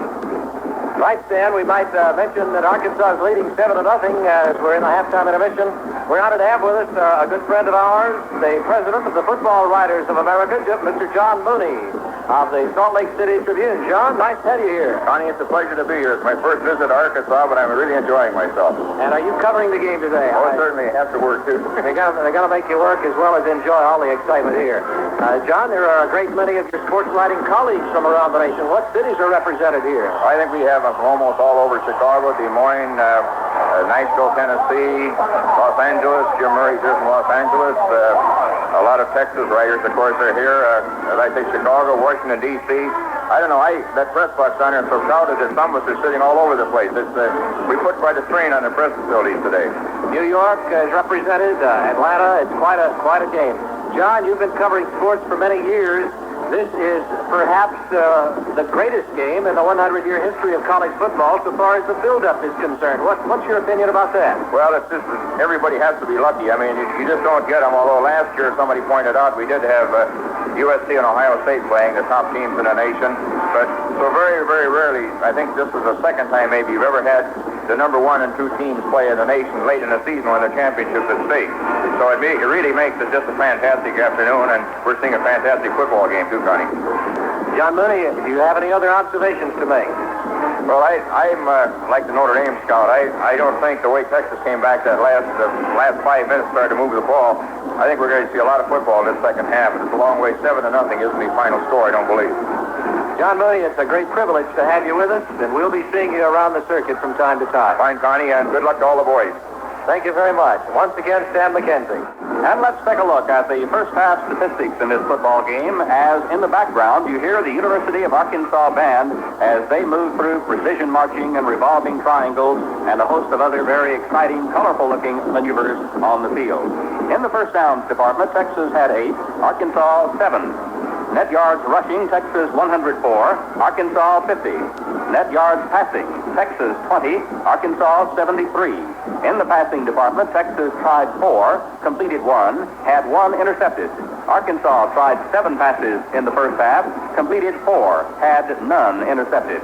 In punting, Texas had to go that way twice, and their average in punting 36.5 yards per kick. Arkansas punted 4 times for an average of 27.5. Texas lost 1 fumble. Arkansas, no fumbles. This means that in the all-important turnovers division, Texas has 2 turnovers, Arkansas none. In the first half, Texas with 1 interception and 1 fumble. Texas was penalized 1 time for 15 yards, Arkansas 2 times for 20 yards. The leading rushers in the first half, Wooster from Texas carried 16 times for 58 yards. Burnett of Arkansas 10 times for 40 yards. Leading passers, Montgomery, of course, thrown all of the passing for Arkansas, 4 of 7 for 73 yards. Street of Texas, 1 of 4 with 1 intercepted, and the passing yardage of 20 yards. Leading receivers, Dicus of Arkansas, 3 for 53 yards. As Connie Alexander reported to you, he is now the all-time leading receiver in Arkansas history. He needed 1 today to break the tie with Jim Benton. He has had 3 so far. Spire of Texas has caught 1 pass, and that was good for 20 yards. Let's pick up the Texas, or rather the Arkansas band, as they continue to perform here at halftime.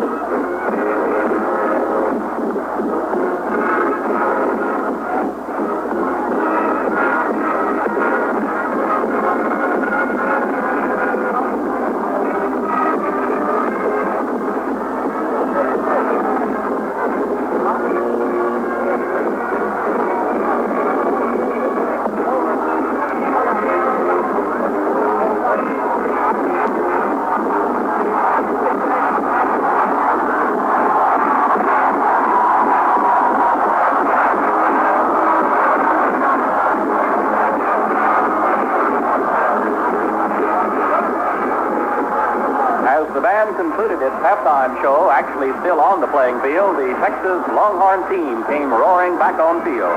The hamlet of Fayetteville, tucked away here in the northwest corner of the state of Arkansas, in an area known as the Ozark Plateau, has never seen anything like December 6th of 1969. And it may never be the same after this mass invasion of fans and a visit by a football enthusiast who happens to be the President of the United States. It's a big day indeed for Fayetteville, Arkansas, certainly for this fall day, the sports capital of the world. Another cheer just went up, this one for the Arkansas team as they move into view, and they'll be coming on field in just a moment. You'll hear that cheer going up again as they move into view from the east side of the playing field. Here they come.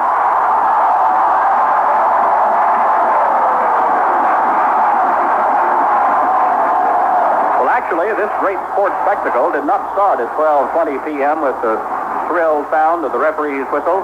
It started early in the year, and with each week of the football season, the magic date when Texas and Arkansas would inevitably face the showdown only added to the drama. Then the tempo picked up by 1,000-fold on the late afternoon of Thanksgiving, moments after Arkansas blanked Texas Tech, and moments after Texas beat the Aggies. Almost immediately, the entire state of Arkansas erupted into football frenzy. A sea of red, if you would, a mass of sports figures descending on the Razorback campus, no vacancy signs appearing in every hotel and motel for miles around. Texas partisans, meanwhile, were generating their own brand of spirit some 450 miles to the south, in Austin. On Wednesday night of this week, there was a giant Texas victory rally in the Longhorns Memorial Stadium, complete with appearances by the team and the coaches, the Longhorn Band, Bevo the mascot, the Longhorn Singers, and yes, even a hog calling contest. It was billed as history's biggest Longhorn rally, and it was sponsored by the Ex-Students Association and the Athletic Council. Over 25,000 fans were there, more than in many games. Certainly that is the fact today. And to Connie Alexander with a very beautiful guest this time, and it's my pleasure to call on you again for a very welcome guest. Well, Stan, I don't know how I could be so lucky, but we have Barbara Speck here, the Centennial Queen. Barbara, it's great to have you with us. Thank you. It's great to be here. It's an exciting game. How many miles have you traveled since you've been the Queen? I couldn't estimate that, I'm afraid. You've been traveling just about every weekend to some game somewhere, haven't you? Almost every weekend, and from the East Coast to the West Coast. Well, you sure look beautiful as always. Well, thank you. Now, would you like to make a prediction about the outcome? No predictions, just lots of excited fans. There's going to be some exhausted fans after the game because everyone's living every play. Oh, they really are. There come the Longhorns. I guess we better get ready to go back to work. Thank you, Barbara. Sir. Thank you. Good luck. Bye-bye. Okay, Stan.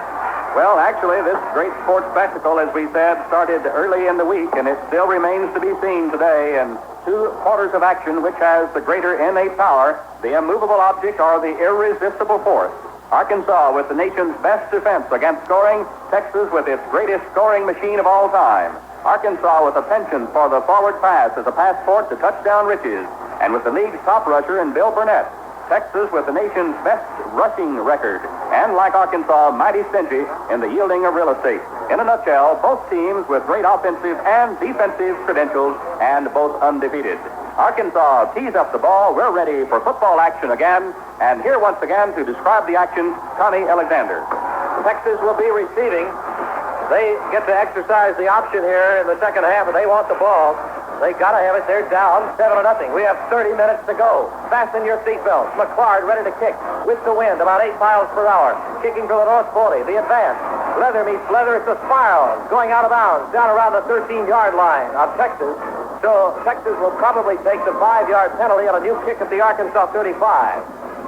President Nixon is in the press box in the second half. And we just heard him talk to Mrs. Frank Broyles and two of their daughters. And we overheard him say to the little Broyles girls who are about 10 or 12 years old, the president said, "You're kind of enjoying yourself. You kind of like the score right now, don't you?" As Arkansas leads 7-0. The second half is not officially started. We had a kickoff, but the clock doesn't start until the ball is legally touched. After the 5-yard penalty for the ball going out of bounds, Arkansas will kick again from the 35-yard line of Arkansas. The Texas band of the background. 45,000 spectators electrify the air of the Ozarks. Here's the kick. This one sails downfield, landing on the 12, and it skips out of bounds on the 2-yard line. McClard kicking off, a sophomore from Norman, Oklahoma. So we've had 2 plays in the second half, and the clock has not yet started. How about that for an oddity? This gives us time now, as Arkansas will be penalized back to the 30 for the next kickoff. This gives us time to review briefly the statistics. First half, in the first down category, Texas 8, Arkansas 7. In rushing, Texas 104, Arkansas 50. In passing, Texas 20, Arkansas 73. So check the total offense. Texas 124 yards, Arkansas 123 yards. Montgomery hit 4 of 7. Street hit 1 of 4 and had 1 intercepted. Texas lost a fumble. In the turnover category, Texas lost 2, Arkansas lost none. Wooster ran 16 times for 58 yards. Burnett ran 10 for 40. We're about ready for another kickoff at the north 30 to our left. Texas receiving at the south goal to our right. Bertelson and Spire. Now this kick is going towards Spire. He's got it on the 9, up the middle of the 10, 15, 20, 25. Angles left 30. Takes the tackle to 33. to the 35, giving ground to the 33. Over the 35, fumbles at the 36. Arkansas recovers at the Texas 37-yard line. Arkansas recovers. Steve Birdwell hit him and dislodged the ball. Birdwell dislodged the ball from the arms of Clinton Spire, who made a great run back, and the fumble is recovered at the Texas 37. Now Arkansas recovered a Texas fumble in the first minute of the game and punched it in for a touchdown. Now they've got it in the opening seconds of the third quarter, 1st and 10 on the Texas 37-yard line. Blevins of Arkansas recovered the fumble. 1st and 10. Split left end. Flanker right. 2 setbacks. Split 65th. So it's a 5-3 for Texas. 3 linebackers. Montgomery fakes the handoff. Chunks left. Incomplete. Looking for Dicus at the 29. Dicus on a down and out to the left. Only 17 seconds of the third quarter have expired. Arkansas leads 7-0. The Arkansas backfield, Montgomery, Burnett, Maxwell, and Dicus. They have Reese playing at the end, split in. Dicus is playing back at a slot back. Texas front four, Attested, Sled, White, and Arledge. Bland, the All-American center for Arkansas, up and over the ball. Slot to the right. Reese split in. Dicus is slotted to the right. Montgomery stands in the cup. He fakes the pass. Dodges the tackle. To 45, the 40, the 35. Hit from behind. Horse collared to the ground at the 31-yard line of the University of Texas. Fred Steinbach and Scott Henderson are the 2 lads responsible for stopping it. John Reese with a good downfield block. Reese went downfield to be a receiver. Then he came back for a peel-back block. And one of the games of the century. And a Texas lad is shaken up. Carl White.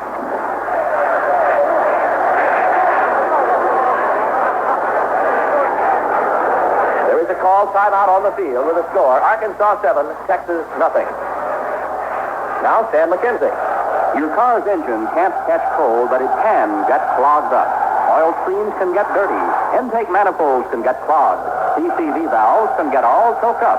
All of this affects your car's breathing and its performance. That's why it's so important to use the right gasoline and motor oil combination. Enco Extra Gasoline and Uniflow Motor Oil were made for each other. You see, Enco Extra Gasoline actually adds to the cleaning power of Uniflow Motor Oil. Makes it work better, soak up and disperse the clogging dirt better. Keeps oil screens, intake manifolds, PCV valves clean. Next time you fill up with high-performance Enco Extra, change to Uniflow Motor Oil at the Enco sign where you get all the extras. It's time for the station break. Humble Oil and Refining Company and your neighborhood happy motoring dealer are bringing you today's game from Razorback Stadium in Fayetteville, Arkansas. We pause now for station identification. This is KPRC 95 Houston.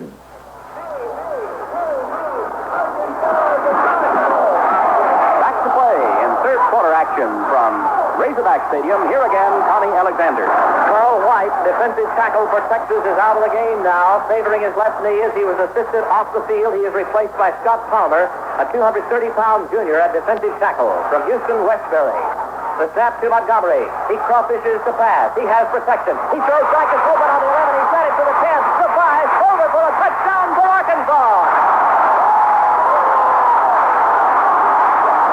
Montgomery hits Dicus of Arkansas on the 11-yard line. He goes in standing up. It's 13-0. And Montgomery, the passer, was hit in the right rib cage. And he walks off the field, but he is holding his right rib section. Montgomery, the passer. We'll have the try for extra point now. Third quarter, Arkansas 13, Texas nothing. Bill McCard, tied for 11th in NCAA scoring by kicking, will try the extra point. Here's the kick. It's on the way. It looks good. It's pure and the score. Arkansas 14 and Texas nothing. But Dan, you remember back on October 11th, the University of Texas, the number 1 team in the nation, was down 14-0 to Oklahoma. They came from behind. Can they do it now? Now Bill McClard will kick off for the University of Arkansas at the North 40 under leaden skies on the Arkansas campus.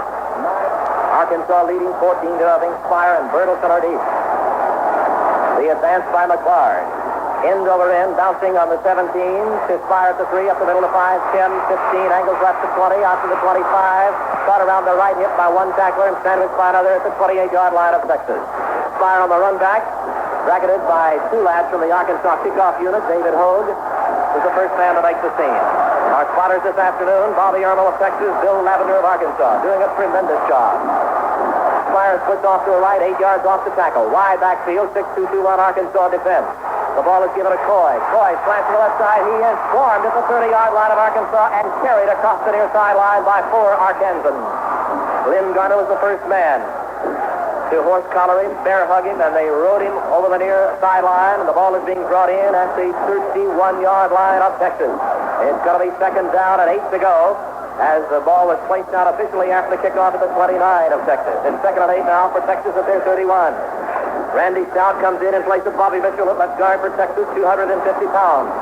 4-man front, 2 linebackers moving up on the line, 1 linebacker, 4 deep umbrella parabolic secondary, 3 passing right, looking for Spire. Spire at midfield, makes the catch at the far sideline. A miraculous catch by Cotton Spire over his right shoulder with Dennis Berner covering him like the dew. The ball at the 50-yard line, first and 10 for Texas. James Street hitting Cotton Spire. Spire caught 1 in the first half. Dykus caught 3. Okay, it's first and 10 for Texas at the midfield stripe. 6-2-2-1 Arkansas defense. It's Bertelsen with the ball, struggling into Arkansas territory to about the 49-yard line. Hit down by Roger Harnish, a sophomore from Little Rock. Second down, 9 to go for Texas in the Arkansas 49. Gordon McNulty makes his first appearance of the day in place of Rick Kersey. McNulty regularly a starter, but he's been bothered by a knee injury. Kersey was shaken up. Second down, 9. Split left in, snap to Street, quarterback, fake handoff. He's looking left, looking for Spire. He's going for Spire, and it is intercepted by Berner on the 24-yard line of Arkansas. Berner makes the interception. The senior from Little Rock gets the ball for the Razorbacks. As Street threw for Spire, they had double coverage on Cotton Spire, and running in front of Spire for the interception was Dennis Berner. Arkansas takes over on its own 24, first and 10 to go.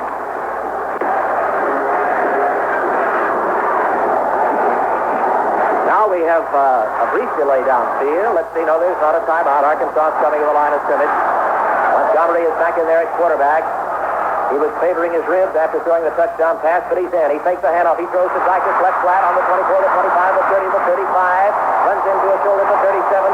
Carries the tackle to the 38-yard line of Arkansas. That'll be a first down. Danny Lester, the fastest defender, and the Texas defense made the tackle. A junior from Amarillo, Tascosa. The ball on the 38-yard line. Razorback territory. First and 10 to go for the Hogs. The Hogs Dogs this afternoon are Cardinal jerseys, Cardinal helmets, Cardinal socks, and white trousers. Texas in white with orange trim. First and 10, Arkansas at its 38. Arkansas leads 14 to zip. Montgomery sprints out to the right behind 2 blockers. He's on a run pass option. He runs. He stiff arms Attestus, but coming up is Mike Campbell. Attestus got a piece of him, and falling at the 40 is Montgomery. Attestus trailed Montgomery. Attestus 6'3", 257. He got a little piece of him, got him by the arm, pulled him down. Campbell, Mike Campbell, one of the twins on the Texas team, came along to help. They ruled the ball down on the Arkansas 40. It is second down coming in. 8 to go for the University of Arkansas. Texas is 1, 2, 3, 4, 5. 4 men up front. Now 4 linebackers, one of them up on the line. 3 deep secondary. Flanker left, split right in. 2 running backs behind the tackle. Draw play to Maxwell, and he is nabbed at the 40 and lunges to his own 41. Trying to go under Scott Halsell and Bill Attestus, and Halsell was the man who nailed him. Maxwell on the carry. 3rd and 7.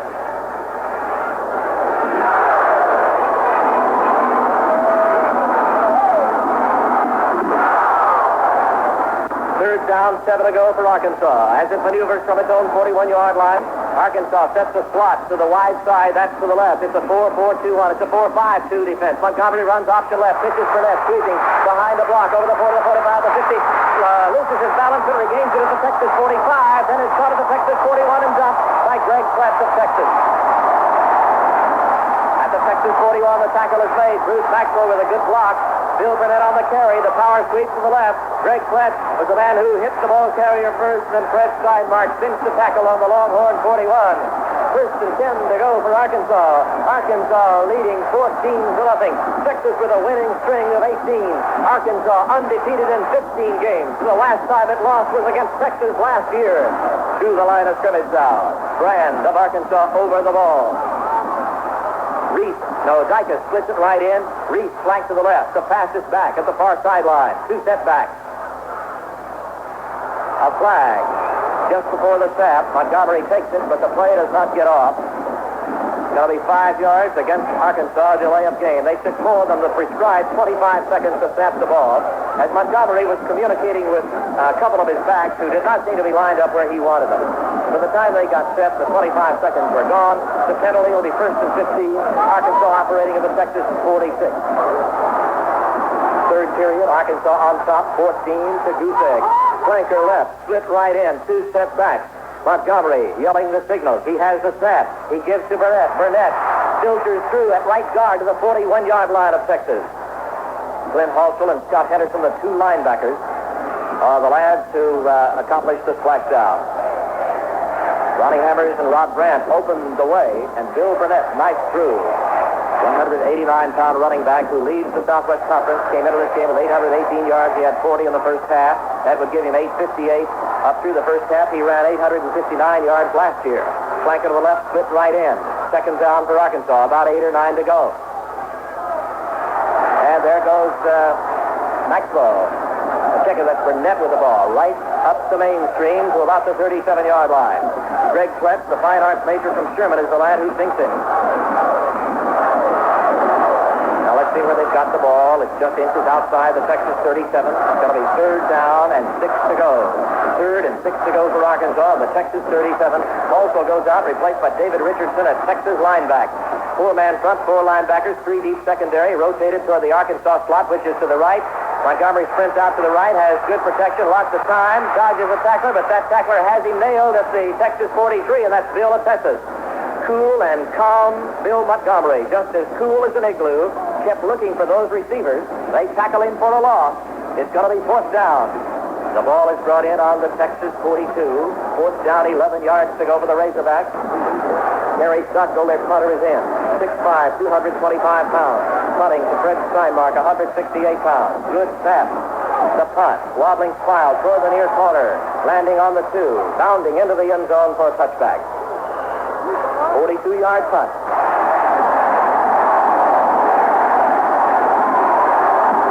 Now we're getting a timeout. We have a timeout downfield. You know, since the start of the season in September, Humble crews have traveled more than 200,000 miles to bring you the Southwest Conference broadcast. A team of 14 announcers and 6 engineers have covered every Southwest Conference game every week, adding up to a total of about 147 broadcast hours, which is equivalent to more than 6 days of solid broadcasting. Now, if you're a regular listener, you've heard the voices of play-by-play announcers Jack Dale, Eddie Hill, Jim Wiggins, John Smith, Dan Lovett, and Glenn Brown describing the action for you. And they've been ably supported by the men who supply the statistics and describe all the additional color that surrounds college football. Men like Gene Arnold, Ray Boyd, Bob Hill, Mike Mistovich, Bob Nash, and Dave Smith. And, of course, my colleague here today, Sam McKenzie. It takes all of us to bring you all these games each week. And we just hope that you've been getting as much enjoyment out of it as we have. This is Connie Alexander with Stan McKenzie at Razorback Stadium on the University of Arkansas campus, where Texas is ready to go first and 10. They're at their 20. Street hands it off to Wooster, and Wooster bruises the Arkansas defense for 4 yards to the Texas 24. Dick Bumpus and Terry Don Phillips are the lads who bulldog that steer. Bob McKay and Mike Dean open the hole. Mike Dean, a youngster who likes skin diving and water skiing. He's from Sherman, Texas. Bob McKay, a 250-pound, 6'6", All-American from Crane at right tackle. Second down, 6 to go. Texas on his 24. The snap to Street. He takes the handoff. He pitches Bertelson, sweeping right. Bertelson to 25. Slithers through the 30, the 31-yard line. It looked as though he was going to be trapped back at the 25. And then he hits and rips through up to about the 31. That's a first down. Bob McKay. Ted Coy went downfield for a key block. Mike Machete and Dennis Turner handling the defense for Arkansas. First and 10, Texas on its 31, 2:35 to play, third quarter. Texas down 14-0. Street has it. Street running the option left. He keeps, he turns. He bounces off one of his own men, goes to his 35, to his 38-yard line. Kerry Don Phillips and Dennis Berner are the two tacklers for Arkansas. James Street on the carry. He ran the option. Texas famed three-way option. Street will either hand it to Wooster, the fullback. If he doesn't do that, he options along the line for a keeper or a pitch to the trailing halfback. Split right end for Texas. Hands off to Wooster. Wooster finds a hole at right tackle over the 40, the 44-yard line. Wooster gets up slowly. He is limping, and we could actually see him grimace as he was tackled and landed on the AstroTurf. He is limping off, favoring one of his legs. Rick Kersey and Cliff Powell were the lads who grabbed Wooster. It's another first down. Wooster got it at the Texas 44. Bobby Callison comes in for Wooster. Callison is an outstanding fullback himself. Split left in. That's Callison with the ball, and he knifed through a hole at left tackle to about his 48-yard line. He hit hard, 186-pounder, junior from Abilene High School in Texas. Lynn Garner made the tackle. Former high school All-State, All-Southern, and All-American at Fort Smith, Arkansas. The ball on the Texas 49. 2nd and 5 to go. Split right in, late in the third quarter, a little over a minute left. 6-2-2-1 Arkansas defense. And off to Callison, who is hit hard at the line of scrimmage. A vertebral vibrating tackle by Cliff Powell. And that one was felt by all 45,000 folks. Bobby Callison hit hard for no gain. It'll be 3rd and 5. Texas at the 49-yard line of the Steers. Powell, with that last tackle, has played a spectacular defensive game at left linebacker for Arkansas. 4-4-3 Arkansas defense. Split right in for Texas. Street is going to pass. He's chucking complete at the Arkansas 43 to Spire, who is caught from behind and driven backward, but the forward progress will be to the Arkansas 43 for a first down, with 25 seconds remaining in the third quarter. Dennis Berner was the lad who caught Cotton Spire. Street with a pass, one of the Texas tri-captains, who has a twin sister. The Arkansas 43 is Texas 1st and 10, trailing 14-0 in the dying seconds of quarter number 3. Split right in, 6-2-2 on Arkansas defense. It's actually a 5-man front with a linebacker up there on the front. Bobby Callison carries for the University of Texas, and he roots forward for a little bit of a gain as time runs out. The ball will be down about the Texas 42, or the Arkansas 42. That's the end of the third quarter. The score, Arkansas 14, Texas nothing.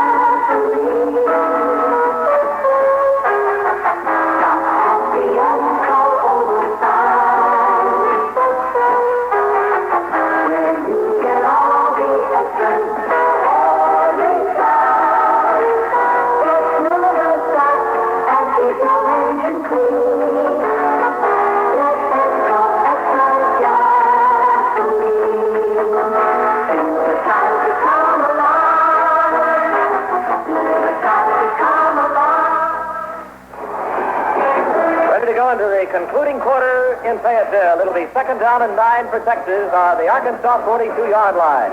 15 minutes to play. 45,000 spectators, including President Nixon, Billy Graham, the senators from both states, Senators Fulbright and McClellan of Arkansas. Senator Fulbright, incidentally, was an Arkansas football player in the 20s and is on the Arkansas All-Academic All-Time team. And Texas Senators Tower and Yarbrough are here. And Miss America, Judy Ford of Illinois, is in the crowd this afternoon. The Texas band across the way, trying to stimulate and inspire the Horns, who are on the rope, down 14-0. The Horns rank number 1. Wooster is back in the game at fullback for Texas, replacing Callison. The winner of the Kern Tips Memorial Trophy will be presented next Wednesday night in Dallas at a special banquet during the winter meeting of the Southwest Conference. The 8 nominees were Ted Gillum of Baylor, Steve Bradshaw of Rice, Buster Adamy of Texas A&M, Dickie Griggs, Texas Tech, Jerry Miller, TCU, Ted Coy of Texas, Terry Stewart of Arkansas, and Darrell Doggett of SMU. The winner's name will be revealed at the banquet next Wednesday night in Dallas. And now we're ready to go back to play. 2nd and 9 for Texas at the Arkansas 42 as we start the fourth and closing quarter. Street is back to pass. He gets a hard Arkansas rush. He dodges to the 45, the Arkansas 40, breaks the tackle to the 35, goes to 30 to 25, to the 20 to the 15, to the 10, to the 5, and over for a Texas touchdown.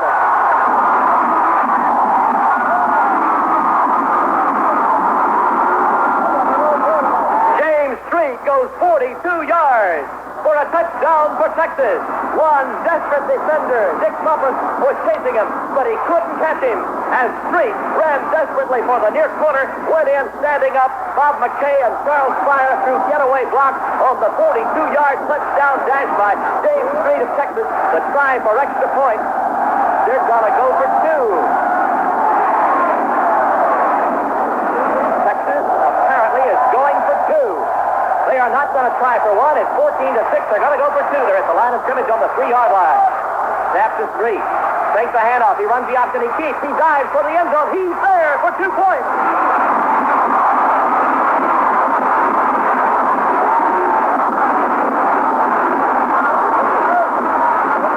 Rick Kersey of Arkansas gave it all he had. He was shaken up on the play. James Street got it in by about the length of the pigskin. And the score shows Arkansas 14 and Texas 8. How about that, Stan? Very interesting to note, Connie, that Texas has had possession of the pigskin 9 times today. And get this field position. They've had to start 80 yards away, 70, 63, 82, 80, 71, and 80 yards away.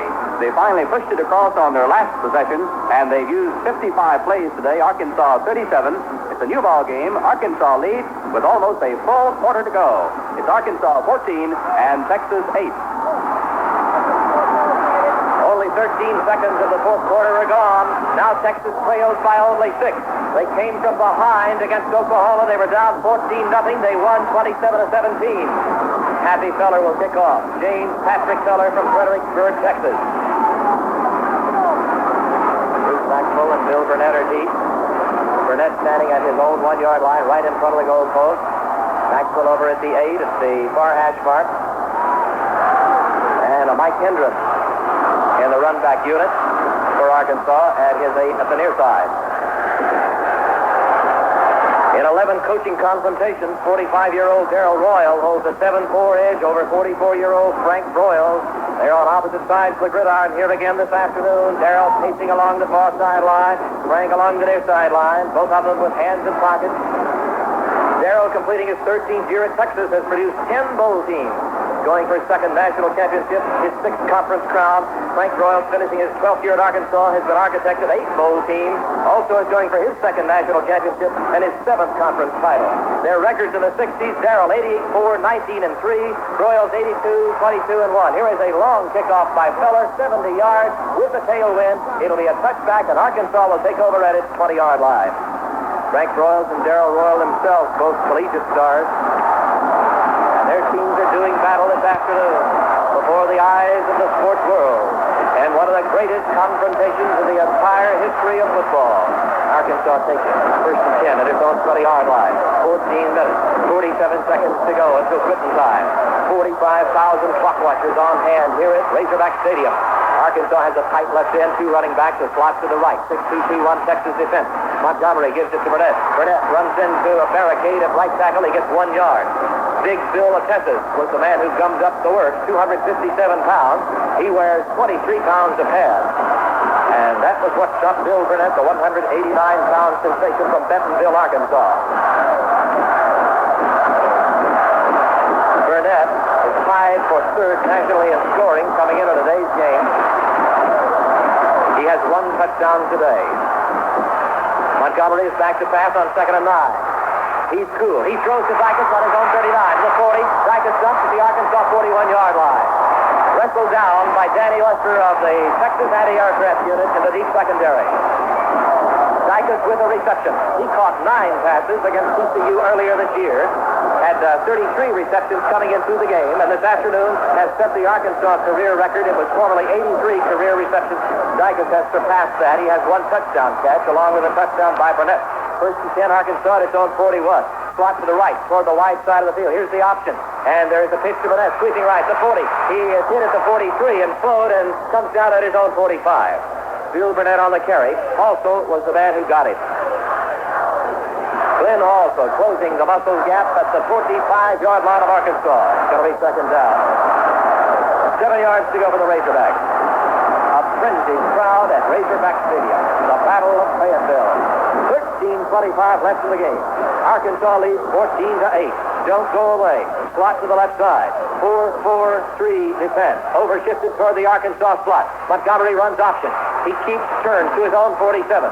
Caught from behind and from the left side simultaneously by Bill Atestis and David Arledge at the end. One pursuing and one boxing. Saw the Arkansas 47. Third down. 4 to go.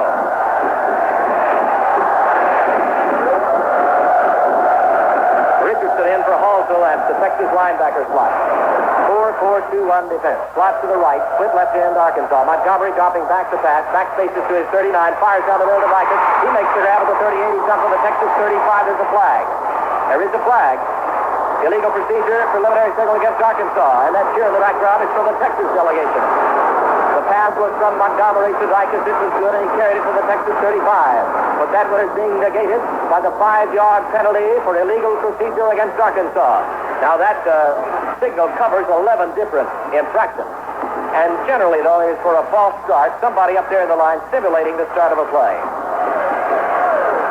It'll be third down. And about 9 to go for Arkansas at its own 42. Also comes back in from Splinterville. And Richardson goes back to the Texas bench. Also back into the game for Texas. Montgomery is dropping back to pass. He stands in the pocket 7 yards deep. Fires down the middle to Dykes, who is surrounded by Texas tacklers, but makes the catch and falls. Going down on the Texas 37-yard line. Mike Campbell knocked him off his feet. Chuck Dykes caught that one in the crowd, as they say. Literally surrounded, corralled by Longhorns. But it was on the bullseye. A perfect strike from Mr. Bill Montgomery. Mr. Cool from Carrollton, Texas, a pre-law student. How'd you like to have him defending you, Dick? Wow. Okay, it's on the 38-yard line of Texas. It's 1st and 10, Arkansas. 12-12 to go in the fourth quarter. Slot to the right for Arkansas. Montgomery sprints out right. He's looking for a receiver. He stops. He's chunked. He's got a man open down on the 25-yard line. It's John Reese, who is hit immediately by Tom Campbell. Forward progress to the Texas 24. Reese was down in the right sideline area, took it on a comeback, an outside curl, and Arkansas has the first down on the Texas 24. 12 minutes to go. Score, Arkansas 14, Texas 8. 1st and 10, Arkansas, the Texas 24. Here come the Razorbacks to the line. The crowd getting quiet. Montgomery wants a timeout. Montgomery wants a timeout. Timeout, Arkansas. There's a call timeout on the field of the score. Arkansas 14, Texas 8. Come in, Stan McKenzie. Just because your car is hard to start doesn't necessarily mean that you need a new battery. The battery terminals often become corroded, leading to discharge and eventual loss of power. Or the trouble could be in your battery cable. It may need replacing, but not necessarily the battery. Your Enco dealer can prevent these problems by checking the battery cable when he checks your battery and by keeping your terminals clean and greased. Comes time when you really do need a new battery, he's the man to see for the complete Atlas line, from the dependable, economical Atlas K to the big, power-packed Atlas PhD. So good that it's guaranteed for 60 months. If starting is a problem, start down to your Enco dealers this weekend. Enco, where you get all the extras. It's time for a station break. And to remind you that the live action of Southwest Conference football is brought to you by Humboldt Oil and Refining Company and your happy motoring dealer. We pause now for station identification. This is KPRC 95 in Houston.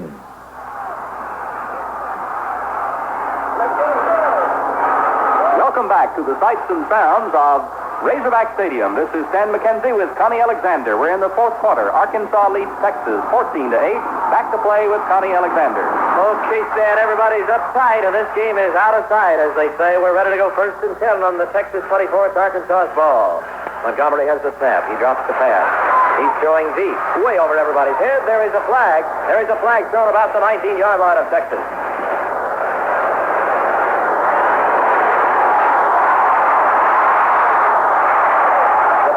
Signal is illegal use of hands. Texas is going to be penalized. We're awaiting the movements of referee Carl Landis. He is penalizing Texas. He's moving it to the 9-yard line in Texas territory. Dicus was the intended receiver on the pass from Montgomery. They put the ball on the 10. So the scene of the crime was the 20. Illegal use of hands. Penalty half the distance to the goal line. Now Dr. Landis moves it closer to the 9. So the foul occurred at the 18. Neighbors in for side mark of the Texas defense. Arkansas first and goal to go on the 9-yard line. Montgomery calling signals. He sprints out to the right behind 3 blockers. He's on the 15. He's down to the 10. He cuts left. He's caught on the right knee and dropped on the 7-yard line. Score 14-8. Arkansas deep in Texas territory now. They push the Longhorns back to the edge of the cliff. It is second and goal to go for Arkansas. On the Texas 7, Otesas was the first man to hit the ball carrier Montgomery. Also came along then to finally shoot him down. It is second down, goal to go Arkansas on the Texas 7-yard line. The ball at the far hash mark. Brand up and over the ball. Slot to the left to the wide side of the field. 6'5 Texas defense. Montgomery sprints out to the left toward the wide side, throwing from the 15 toward the end zone. It is incomplete, short of the intended receiver. Montgomery was knocked off his feet. Knocked down by David Arledge, a 183-pound defensive end who was putting a tremendous rush on him and forced Montgomery to throw poorly and short of the intended receiver, who was Chuck Dicus. Third down, goal to go. The Texas drums in the background. 10:49 remaining of the game. Arkansas 14 and Texas 8. And Arkansas is threatening. Texas digs in, trying to hold the fort. They have the advantage in that Arkansas is longitudinally restricted as far as passing is concerned. Flanker right, split left in.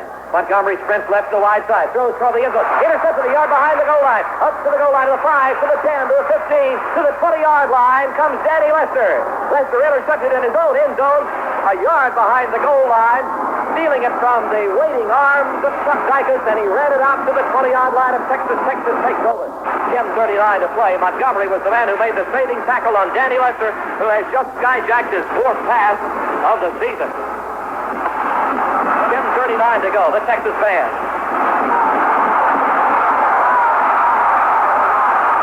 Okay, we're ready for play. Texas first and 10 on its 20. The snap to 3. Makes the handoff to his fullback. Runs option left. Pitches Coy around left end. Caught on the 22. Driven out of bounds the far side of the field.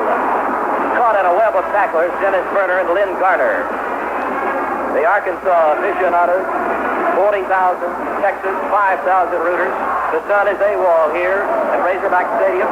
It has not made an appearance today. It does not appear to be raining, but it's a misty-looking afternoon. The temperature in the 40s. President Nixon on hand. His helicopters waiting at the end of the field. 10:32 to go. Draw play, Wooster to the 25, caught with the right knee and dumped on the Texas 26. That'll bring up 3rd and 4 for Texas. Dick Bumpus was the tackler. A youngster active in the Fellowship of Christian Athletes. He plays the guitar and he aspires to coach. He weighs 225. The ball is on the Texas 26. It's 3rd down, 4 to go. Steve Booster Jr. from Bridge City was the man who carried that ball. He rushed for 58 yards and 16 tries in the first half. Coy flanks to the right. Spire splits it right in. Back to pass is Street. He looks left. He throws. Complete to Peschel at the Texas 40. He stumbles and crash lands on his own 41-yard line. Street hitting Peschel, who bagged his 13th catch of the year. He caught one for a home run, a touchdown. 1st and 10 Texas on the Texas 41. Time remaining 9:51. Randy Stout in for Bobby Mitchell. And the hog call.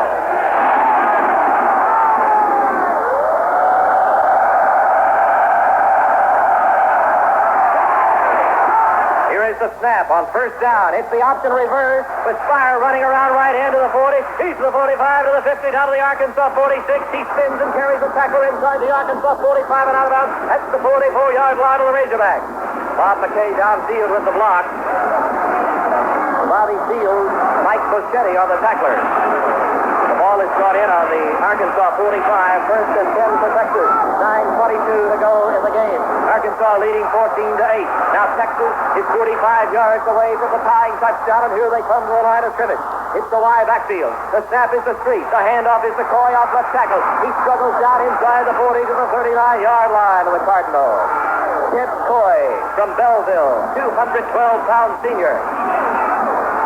Following a block of Jim Bertelson to the Arkansas 39, where Mike Machete and Cliff Powell made the tackle.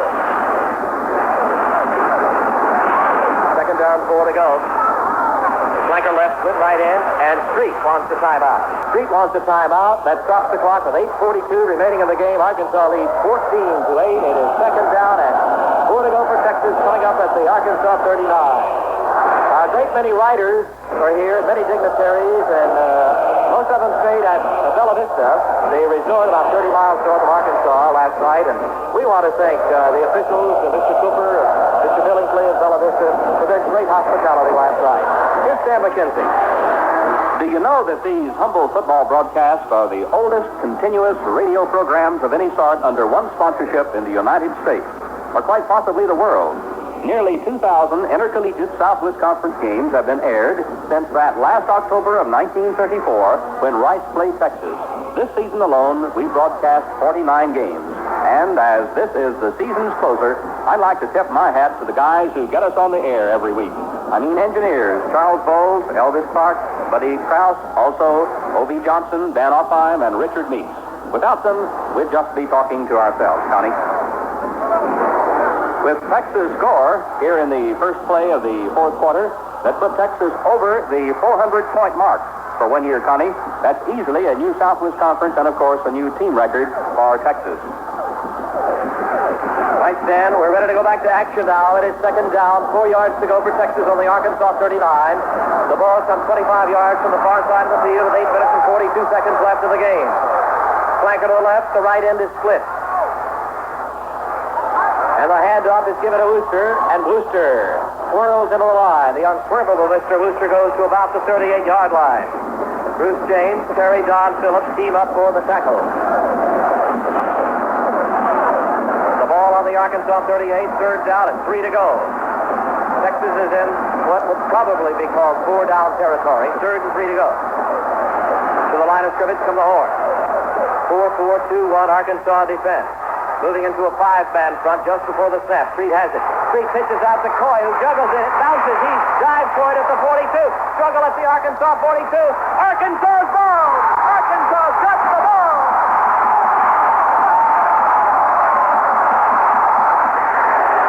Okay, recapping. Here's what happened. Street took it. Somebody, a defender, was coming in on him, and they really bothered him.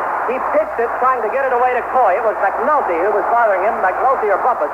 And then as Street pitched it for Coy, he pitched it a little high. Coy juggled it. He couldn't control it. It fell to the AstroTurf. He sort of dribbled it once. He dived for it. Then it was recovered by either Jerry Moore or Dennis Berner. In any event, Arkansas got it. The Arkansas 42 with 8 minutes to go. Arkansas to the line, first and 10 at its own 42. And a handoff is to Burnett, and he has hit hard. A savage tackle on the line of scrimmage by Scott Palmer, son of Darrell Palmer, former TCU All-American. Greg Klett also there with a shoulder in the Texas defense. Forward progress ruled one, no gain, maybe a foot or so. It'll be second down, almost 10. Arkansas at the Arkansas 42-yard line. Montgomery, Burnett, Dykes, and Maxwell in the backfield. Dykes is a slot to the left. 8 yards outside the tackle, 3 yards inside the split left end reach. There are 2 running backs. It is a 4-4-2-1 overshifted Texas defense. There goes Burnett at right tackle to his own 44. And hanging out the no vacancy sign there are Bill Atessis and Greg Klett with 7:13 remaining in the game. The clock is rolling. Texas is behind by 6. Arkansas leads 14-8. The ball is inside the Arkansas 44. It's going to be third down and a healthy 8 yards to go to the Razorbacks. The crowd is on its feet. The right end split, the left end split, 12 yards. There is a slot back. That's Dykes. Montgomery is back to pass. He slips. He's in trouble on his 35. Down he goes in one of Darrell's royal receptions at the 36-yard line in Arkansas territory. Bill Atessis and David Arledge on the tackle, and they made a quarterback sandwich at the 36-yard line of Arkansas. And that's going to be fourth down coming at 16 to go for the Razorbacks. 6:29 remaining in the game. Fire goes back. Spire will be the run-back man. Stockdale is going to have to punt it to him. Into a headwind, about 6 or 8 miles per hour. It'll detain the ball a little. Helmet high snap, hard rush. Floating kick, coming down to Spire. Fair catch. He's got it at his 35. Fair catch by Cotton Spire of Texas around the Texas 35 or 6. Let's see where they pinpoint the pigskin. On the 36-yard line, Texas territory. 6 minutes, 10 seconds remaining. That was a 28-yard kick by Stockdale.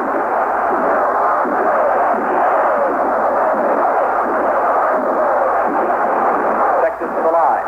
64 yards away from the tying touchdown. 6.5 minutes to go. Street has the snap. Street gives it to Coy on the inside belly left. He is swarmed at the line of scrimmage. Gives the second effort to about his 38-yard line. Ted Coy on the tackle. Rushed 601 yards last year. Steve Birdwell is now in at monster band for Bobby Field of Arkansas, and Birdwell made the tackle. Sophomore from Murfreesboro, Arkansas. Was an outstanding high school sprinter. For Texas, second down, 9 at the Texas 37. Street has the snap. He gives it to his fullback, Wooster. And Wooster battles over right tackle outside the 40 to the 42. And then is swirled backwards by Dick Bumpus and Cliff Powell. 5.5 minutes remaining. Arkansas 14, Texas 8. Texas ranked number 1 in the nation. Arkansas is ranked number 2. It is third down for Texas. 5 yards, about 4 yards to go. The line to gain is the 46. It's about the 42. It's 3rd and 4. This is a big play. Hold on. The signals, the snap. Wooster at left tackle. Wooster to the 43, perhaps the 44. He did not get the first down. Wooster did not get the first down with 4:56 to go and the clock ticking.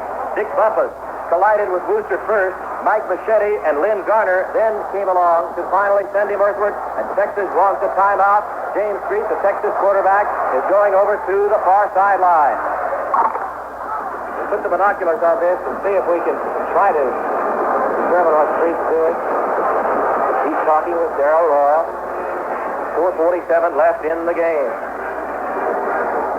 The ball on the Texas 44-yard line, just inches inside the 44. They must go to the 46-yard line in order to achieve the first down. So it is 4th down, 2 yards to go for Texas. And here's the hog call.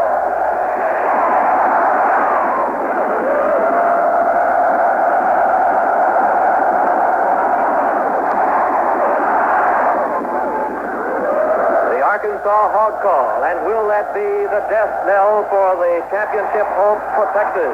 4:47 left on the clock. Arkansas 14 and Texas 8. Street finishes his conference at the sideline. Put yourself in the shoes of Darrell Royal, James Street. It's 4th down, 2 to go. 4:47 to play. You're behind by 6 points, playing for the national championship. What would you do? Texas is huddling, and we'll see what their decision is in just a moment.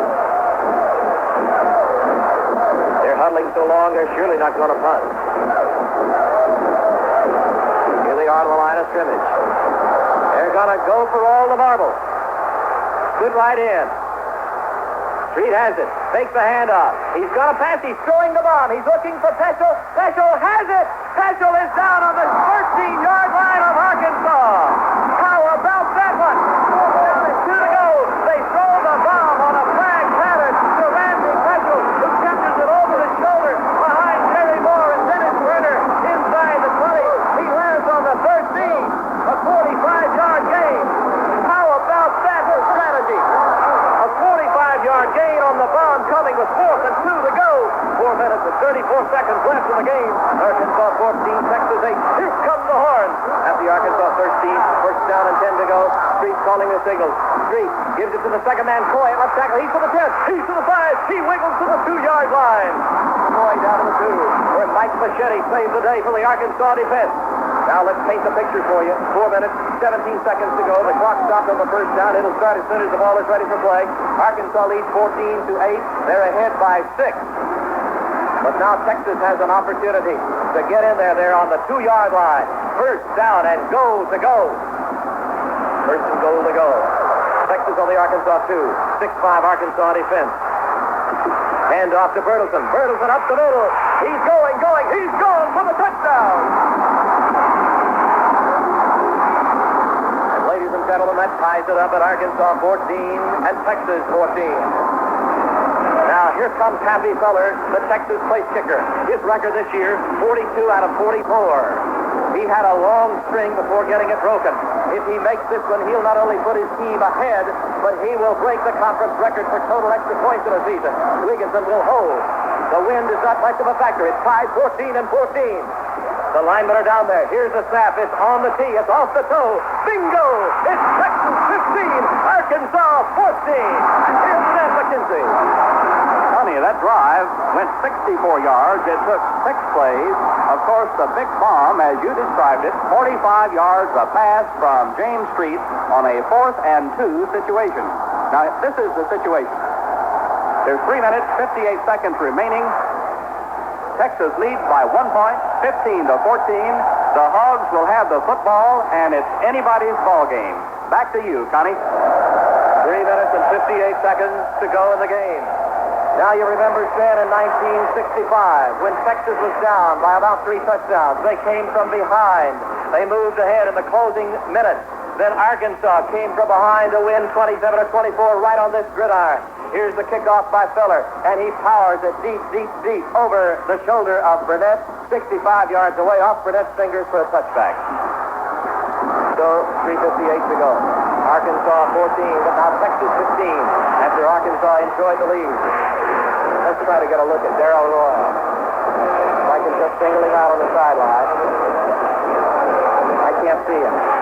Frank Royals on the near side, with his hands in his pockets, looking down at the moment. Now he looks up to his offense, which is huddling on the 10. 3:58 to go. Here they come to the line of scrimmage. 15 to 14, Texas lead.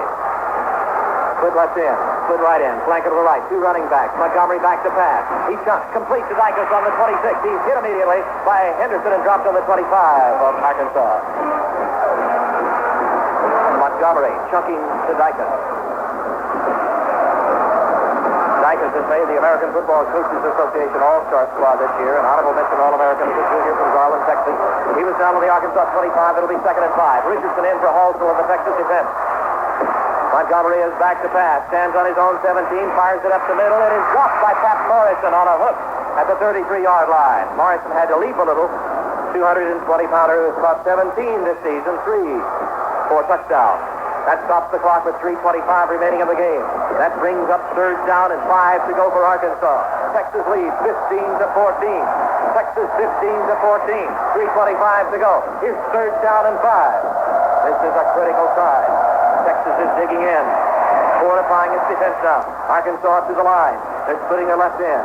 They're flankering to the right. Montgomery is back to pass. He shunts, completes the Dicus on a delay. Completed the 29, but he is driven back to the 26. He did not get the first down. He was hit at the 29 and a half, 1/2 yard away from the first down by Scott Henderson, who really jolted him. 3:05 to go, 4th down, a 1/2 yard to go for Arkansas with 3 minutes left in the game. Arkansas, 4th down, 1/2 yard to go at the Arkansas 29 and a half yard line. They've got to go to the 30. Here they come in a running formation. 2:52 left. And timeout is being called by Texas now. It's a Texas timeout. 2 minutes and 51 seconds to go. Texas leading 15 to 14. And I'd like to take just a moment to express our thanks to all the sports information directors who've helped us so much this fall. Bill Morgan, the information director for the Southwest Conference, to Jones Ramsey and Bill Little of Texas, Jim Bell of Arkansas, assistant athletic director Jim Brock of SMU, Jim Garner, TCU, Spec Gamble of Texas A&M, Ralph Carpenter, Texas Tech, Bill Whitmore of Rice, and David K. Wood, who has just moved from Baylor to SMU this week. And our deepest gratitude to a fine group of spotters: Bobby Ermel for Texas, Bill Lavender of Arkansas, Dave Yaggy, SMU, Randy Warren, TCU, George Cox, Texas Tech, Bill Beal, Baylor, Harvey Aschenbeck, A&M, and Mike Malone of Rice. And I think we ought to plug our All-American engineers, Dick Weeks, Buddy Cruz, Charlie Bowles, Elvis Clark, O.B. Johnson, and Don O'Vine, just some of the people who've been a part of this 36th year of the Humble Football Network, the world's oldest radio series. And what a thrill it is to be speaking to our servicemen and their dependents around the world today and to our special network this afternoon in Alaska. Ready to go, 4th down, 1/2 yard, Arkansas to the line of scrimmage. Here's the snap, and Burnett dives at left guard, and I think he got the first down. Looks like he got it by about 1/2 yard. He sailed over the 30. That was the line of the game. First down. Okay, 2 minutes and 47 seconds to go. Now the clock starts again as the ball is made ready for play after the first down where Glenn Halsell and David Ardich made the tackle. It's just inside the 31. It's the 30 and a half. We'll call it the Arkansas 31. Montgomery is back to pass. Stands on his own 22. Fires into the left flat to Burnett. Completed to 39 out of bounds at his own 40. Burnett on a play action delay pattern off into the left flat toward the near sideline, stopping the clock with 2:29 to go. The gain was 9 yards. Let's see where they bring the ball in. Texas leads 15-14. 2.5 minutes to go. They are putting the ball squarely on the 40-yard line of Arkansas. Second down coming, half a yard to go. Time is of the essence. 2 minutes and 29 seconds to play in the game. The gloom starts closing in on Arkansas. Slot to the right. Option run to the right by Montgomery, and he gets his first down. As he swivels up to about the 42, maybe his own 43. Bill Atestis on the tackle. And Montgomery is putting his left shoe back on.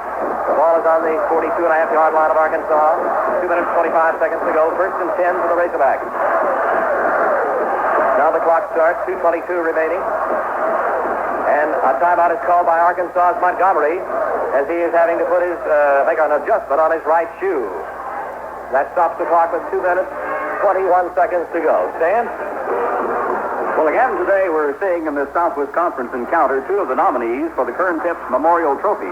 Those nominees are for Arkansas, great defensive back Terry Stewart, senior chemical engineering major and senior class president from Fort Smith, Arkansas.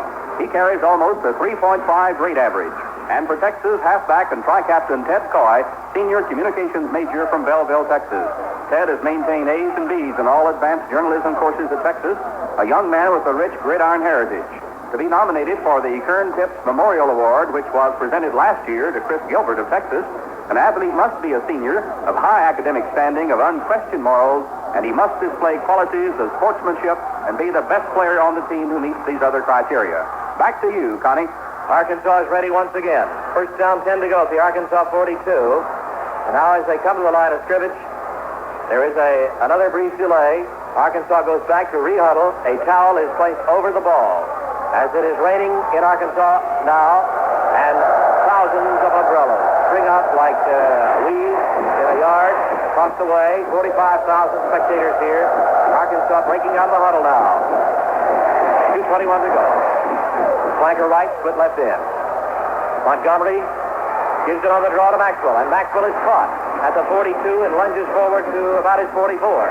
Scott Henderson of Perry Mason of the Pro Late Bureau had analyzed that draw play and made the tackle at the 44-yard line of the Razorbacks. It'll be second down and about 8.5 to go.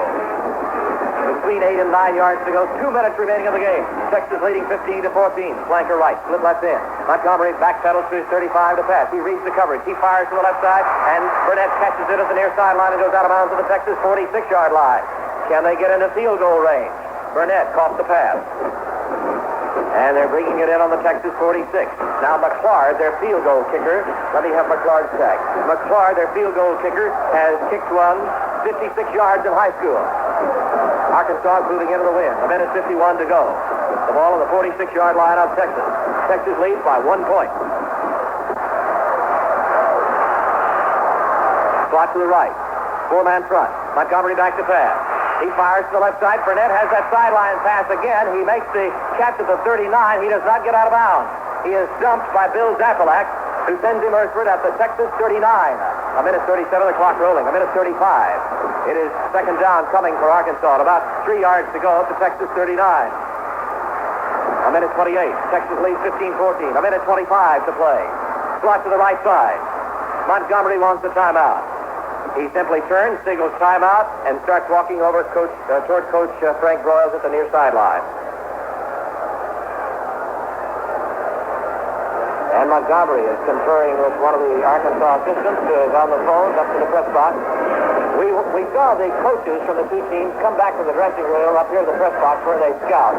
And you should have seen the tension that gripped their faces as they came back to this second half. A minute 22 remaining in the game. It's Texas 15 and Arkansas 14. And it's going to be second down coming for Arkansas. The Texas 39. They must go 3 yards to the Texas 36 for the first down. From scenic Fayetteville, Arkansas. 30 miles from Oklahoma. 40 miles from Missouri. And in an ocean of frenzy. This is Connie Alexander with Stan McKenzie. And one of the greatest confrontations in the 100-year history of college football. Offensive line coach Herb Johnson was the man with whom Mr. Montgomery was conferring. Now we're about ready to go back to play. Here they come to the line of scrimmage. Slot to the right on 2nd and 3 at the Texas 39. It's Arkansas's ball. Montgomery sprints out to the right on a run pass option. He fires down to the 20-yard line. It is intercepted. Intercepted by Texas. Tom Campbell makes the interception at the far sideline at the Texas 22. And Dykes, the intended receiver, was sitting just inbounds with his head hanging, looking down at the astroturf. The interception by Tom Campbell. And that will give the ball to Texas at the 22-yard line in Texas territory with 1:13 to go as Campbell makes his 6th interception of the year. He was the lad who was the outstanding defensive player in the Cotton Bowl game against Tennessee last year. And with that interception, he may have sealed the bid to the Cotton Bowl against Notre Dame. Texas to the line, 1st and 10. Hand off to Wooster, left guard. He fights to the 23-yard line. Now we'll watch that clock, 1:07, 1:06. Texas must go to its own 32 for another first down. Credit the tackle to Bichetti and Bumpus. The ball is just inside the Texas 23. So it is second down coming. 9 yards to go. The clock is rolling. 49 seconds. Texas taking lots of time in the huddle. 45 seconds. Texas to the line of scrimmage. They split their right end. Arkansas, frantic now. Quarterback sneak by Street. Straight ahead over the 25. Plows to the 29-yard line. 34 seconds. The clock is rolling. It'll be third down coming. The ball on the 29 of Texas. 25 seconds to go. Tackled by the firm of Bumpus, Phillips, James, Garner, Bichetti, Powell, and McNulty. The ball on the Texas 29, a little closer to the 30. Third down, a couple to go. 14 seconds remaining. Texas in the huddle, third down. Arkansas's hopes are dying. The noose tightens around the Arkansas neck. Now here is a timeout called by one of the referee. He wanted something thrown off the field. 6 seconds remaining of the game. This should be the last play of the game. 6 seconds, 3 seconds. The clock is ticking. And time runs out before the snap. And that is the end of the game with the final score, Texas 15, Arkansas 14.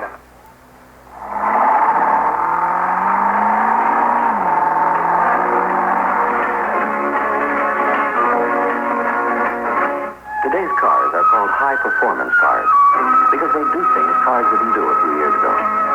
Well, they're also high-demand cars because they need things cars didn't need a few years ago, like a gasoline that's kept pace with the times. Enco Extra is that kind of gasoline.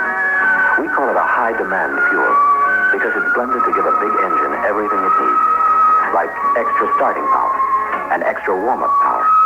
Extra reasons why so many high-performance car owners prefer Enco Extra over any other brand. If you drive a high-performance car, get the gasoline that was made for it. When your gas gauge points toward E, think Enco and get extra. Enco. That's where you get all the extras.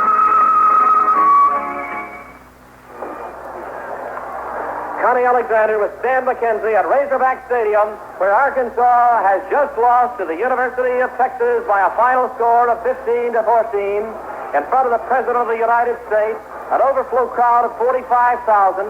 We have just watched the two coaches, Frank Broyles and Darrell Royal, as Frank has congratulated Darrell, and then Frank Broyles walked off the field with his twin daughters walking along either side of him, consoling him as he went toward the Arkansas dressing room. The victorious Darrell Royal of the Longhorns, who now have an inside track for the national championship, have retired to their dressing room, and many of the 45,000 spectators stand stunned here in Arkansas as they saw their home team go ahead 14-0 and then fall behind to defeat 15-14 at the hands of Texas.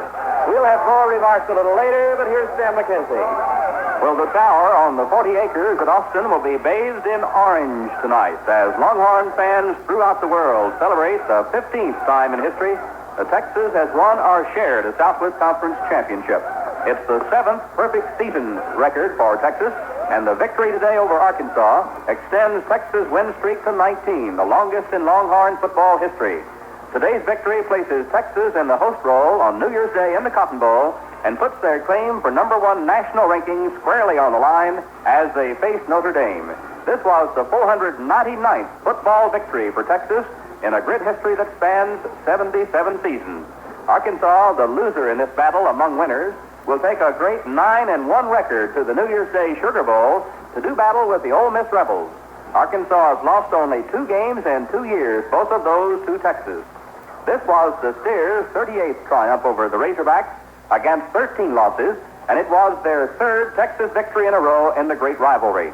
So the curtain comes tumbling down on this centennial year of collegiate football and in this 55th year of Southwest Conference football competition. It's Texas in first place in the final standings. Arkansas, Texas. Arkansas is in second place behind Texas. Texas Tech and TCU tied for 3rd. SMU 5th place. Texas A&M and Rice tied for 6th, and Baylor in 8th. That's how it ends, and what an ending here in the Ozarks. We can marvel at the individual and team accomplishments in this 1969 season of thrills, and at the same time, look forward to new heroes, new records, new gridiron excitement in the year and years ahead. A great football game here in the Ozarks, and this is how the scoring went. Arkansas broke the scoring ice with only 1 minute and 23 seconds gone in this football game, with 13 minutes, 33 seconds remaining to play in the first quarter. It was a 22-yard drive that took only 5 plays after Arkansas recovered a Texas fumble. Bill Burnett got the last yard of that drive. Bill McLaird's kick made it 7-0. Then Arkansas rang the scoreboard in the 3rd quarter. Chuck Dicus scored on a 29-yard pass from Bill Montgomery. McLaird's kick made the score 14-0. The 3rd tally of the game was posted by Texas with 14 minutes, 47 seconds remaining in the 4th quarter. So Texas punched all 15 points across in the 4th and final period. Their first touchdown capped an 80-yard drive that took 8 plays. Street scored from 42 yards out. They tried for the 2-point conversion. It was successful. Street ran it across, and the score stood 15-8 at that stage. The 4th touchdown of the game came at the end of a 64-yard drive that needed 6 plays from scrimmage for Texas. Bertelson punched in from the 2-yard line. With Feller's conversion point, the score read 15-14. Texas led for the first time with less than 3 minutes remaining in the game. And what a play that set it up. A 45-yard pass on 4th down, Street to Randy Peschel, the big play that set up the final score. The first downs in today's ball game, Texas 19, Arkansas 18. Net yards rushing, Texas 244, Arkansas 103. Net yards passing, 124 for Texas, 205 for Arkansas. Texas tried 10 passes, completed 6, had 2 intercepted. Arkansas tried 22 passes, completed 14, had 2 intercepted. In punting, Texas 2 for 36.5-yard average, Arkansas 7 for an average of 31.7. Return yardage, Texas 47, Arkansas -2. Fumbles lost, Texas 4, Arkansas none. Yards penalized, Texas 2 for 30, Arkansas 6 for 40. And in the all-important turnover department, almost the downfall for Texas today, they had 6 turnovers, 4 lost fumbles, and 2 interceptions. While Arkansas had 2 turnovers, both of those were by the interception route. In the rushing department, Wooster of Texas carried 25 times for 94 yards. Burnett for Arkansas 19 times for 82 yards. Leading passers, Street of Texas had 6 of 10 with 2 intercepted and 124 yards gained. Montgomery of Arkansas 14 of 22 with 2 intercepted, 205 yards and 1 touchdown. The leading receivers, Fire of Texas had 4 for 65 yards. Get this, Connie, Dicus of Arkansas 9 receptions for 146 yards. He had 9 receptions in one other game this year against TCU over in Little Rock. I don't recall the total yards gained on that great day he had against TCU, but he did receive 9 passes today for the losing Arkansas Razorbacks. Connie, I know you have some other statements. Well, we have sort of a potpourri of things here. We'll just kind of mention them as they come to mind. Looking at that turnover department, which you mentioned, Stan, Texas had 6 turnovers today. You know, they had more than Arkansas coming into the game. Texas has had 24, Arkansas 14. Now, Arkansas had only 2 turnovers this afternoon. Your total offense, 368 yards for Texas and 308 for Arkansas. And Texas has set a total offense record again this year for the conference. They break the record that they established last year. And James Street, Stan, still has to lose. He has yet to lose as the quarterback of Texas, taking over their 3rd game last year. They won 8 in regular play. Then they won the Cotton Bowl. Now they've won 10. So they're 19 straight under James Street, who has not tasted defeat as Texas quarterback. Bill Montgomery, the great quarterback for Arkansas, has lost only 2 in his career, but both of them to Texas. The 600 private planes that have converged on Fayetteville in this area will soon be leaving, along with the president, as I don't know whether he's left yet or not. The helicopters are still down there. President Nixon. As you pointed out, Stan, you might say that Texas literally bombed Arkansas out of the Cotton Bowl with 4th down and 2 to go, and that dramatic sideline conference with James Street and Darrell Royal. You're looking for him to go for the 2 yards. I don't think he even needed to. Maybe about 5 feet. You're looking for some kind of a running play, and what do? They throw the bomb. Peschel gets behind the defense, makes the catch with close coverage, but that took the ball to the 13, and then they drove it on in for the touchdown. And then the extra point, they'd gone for 2 earlier, so the strategy was very, very deep. And that was just another of those frantic 4th quarters that have been so predominant in this great series. You probably remember many of those that go back through the years. And so Darrell Royal, DKR, goes into the Cotton Bowl, and Arkansas licking its wounds now, and they'll have some consolation and a little bit of sweetness in this defeat in that they will get to play Mississippi in the Sugar Bowl. Stan? Well, Texas has now scored in 74 consecutive games, Connie. The Steers' last shutout was at the hands of LSU in the 1963 Cotton Bowl. That was at the end of the 1962 season. They've scored in every game since then. And this 1969 campaign has seen an all-time team and conference scoring record by the Longhorns. That touchdown they scored in the early moments of the 4th quarter, an extra point, put Texas over the 400 mark for the year, 406 at that point. And prior to today, Texas had averaged 44 1/3 points per game this year. Only 5 previous Texas teams had scored more than 300 points in a season. This 1969 edition has just topped the 400 level, the total 414 points in a 10-game season. Boy, that's putting them across the double stripe. Although the Arkansas defense today was simply magnificent.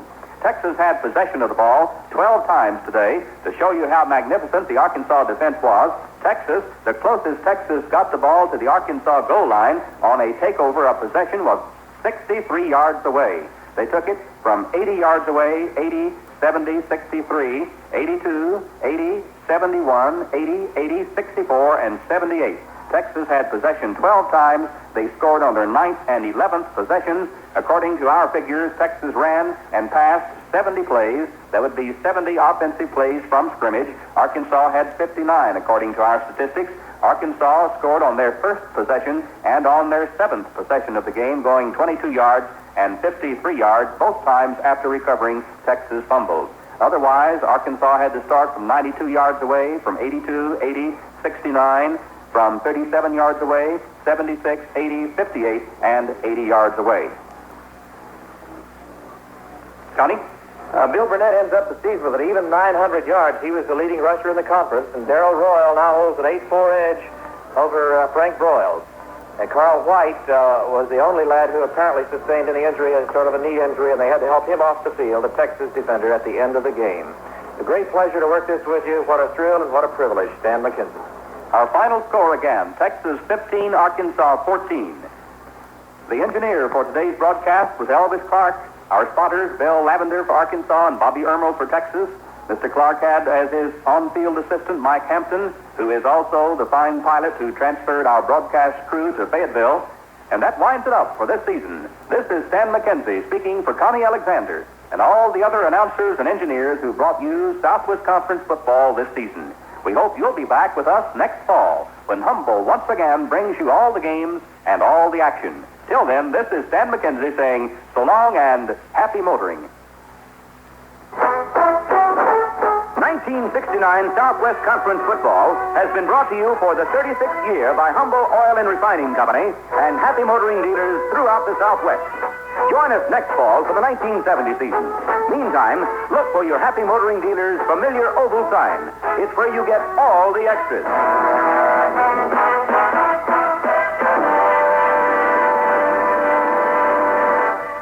This is the Humble Football Network.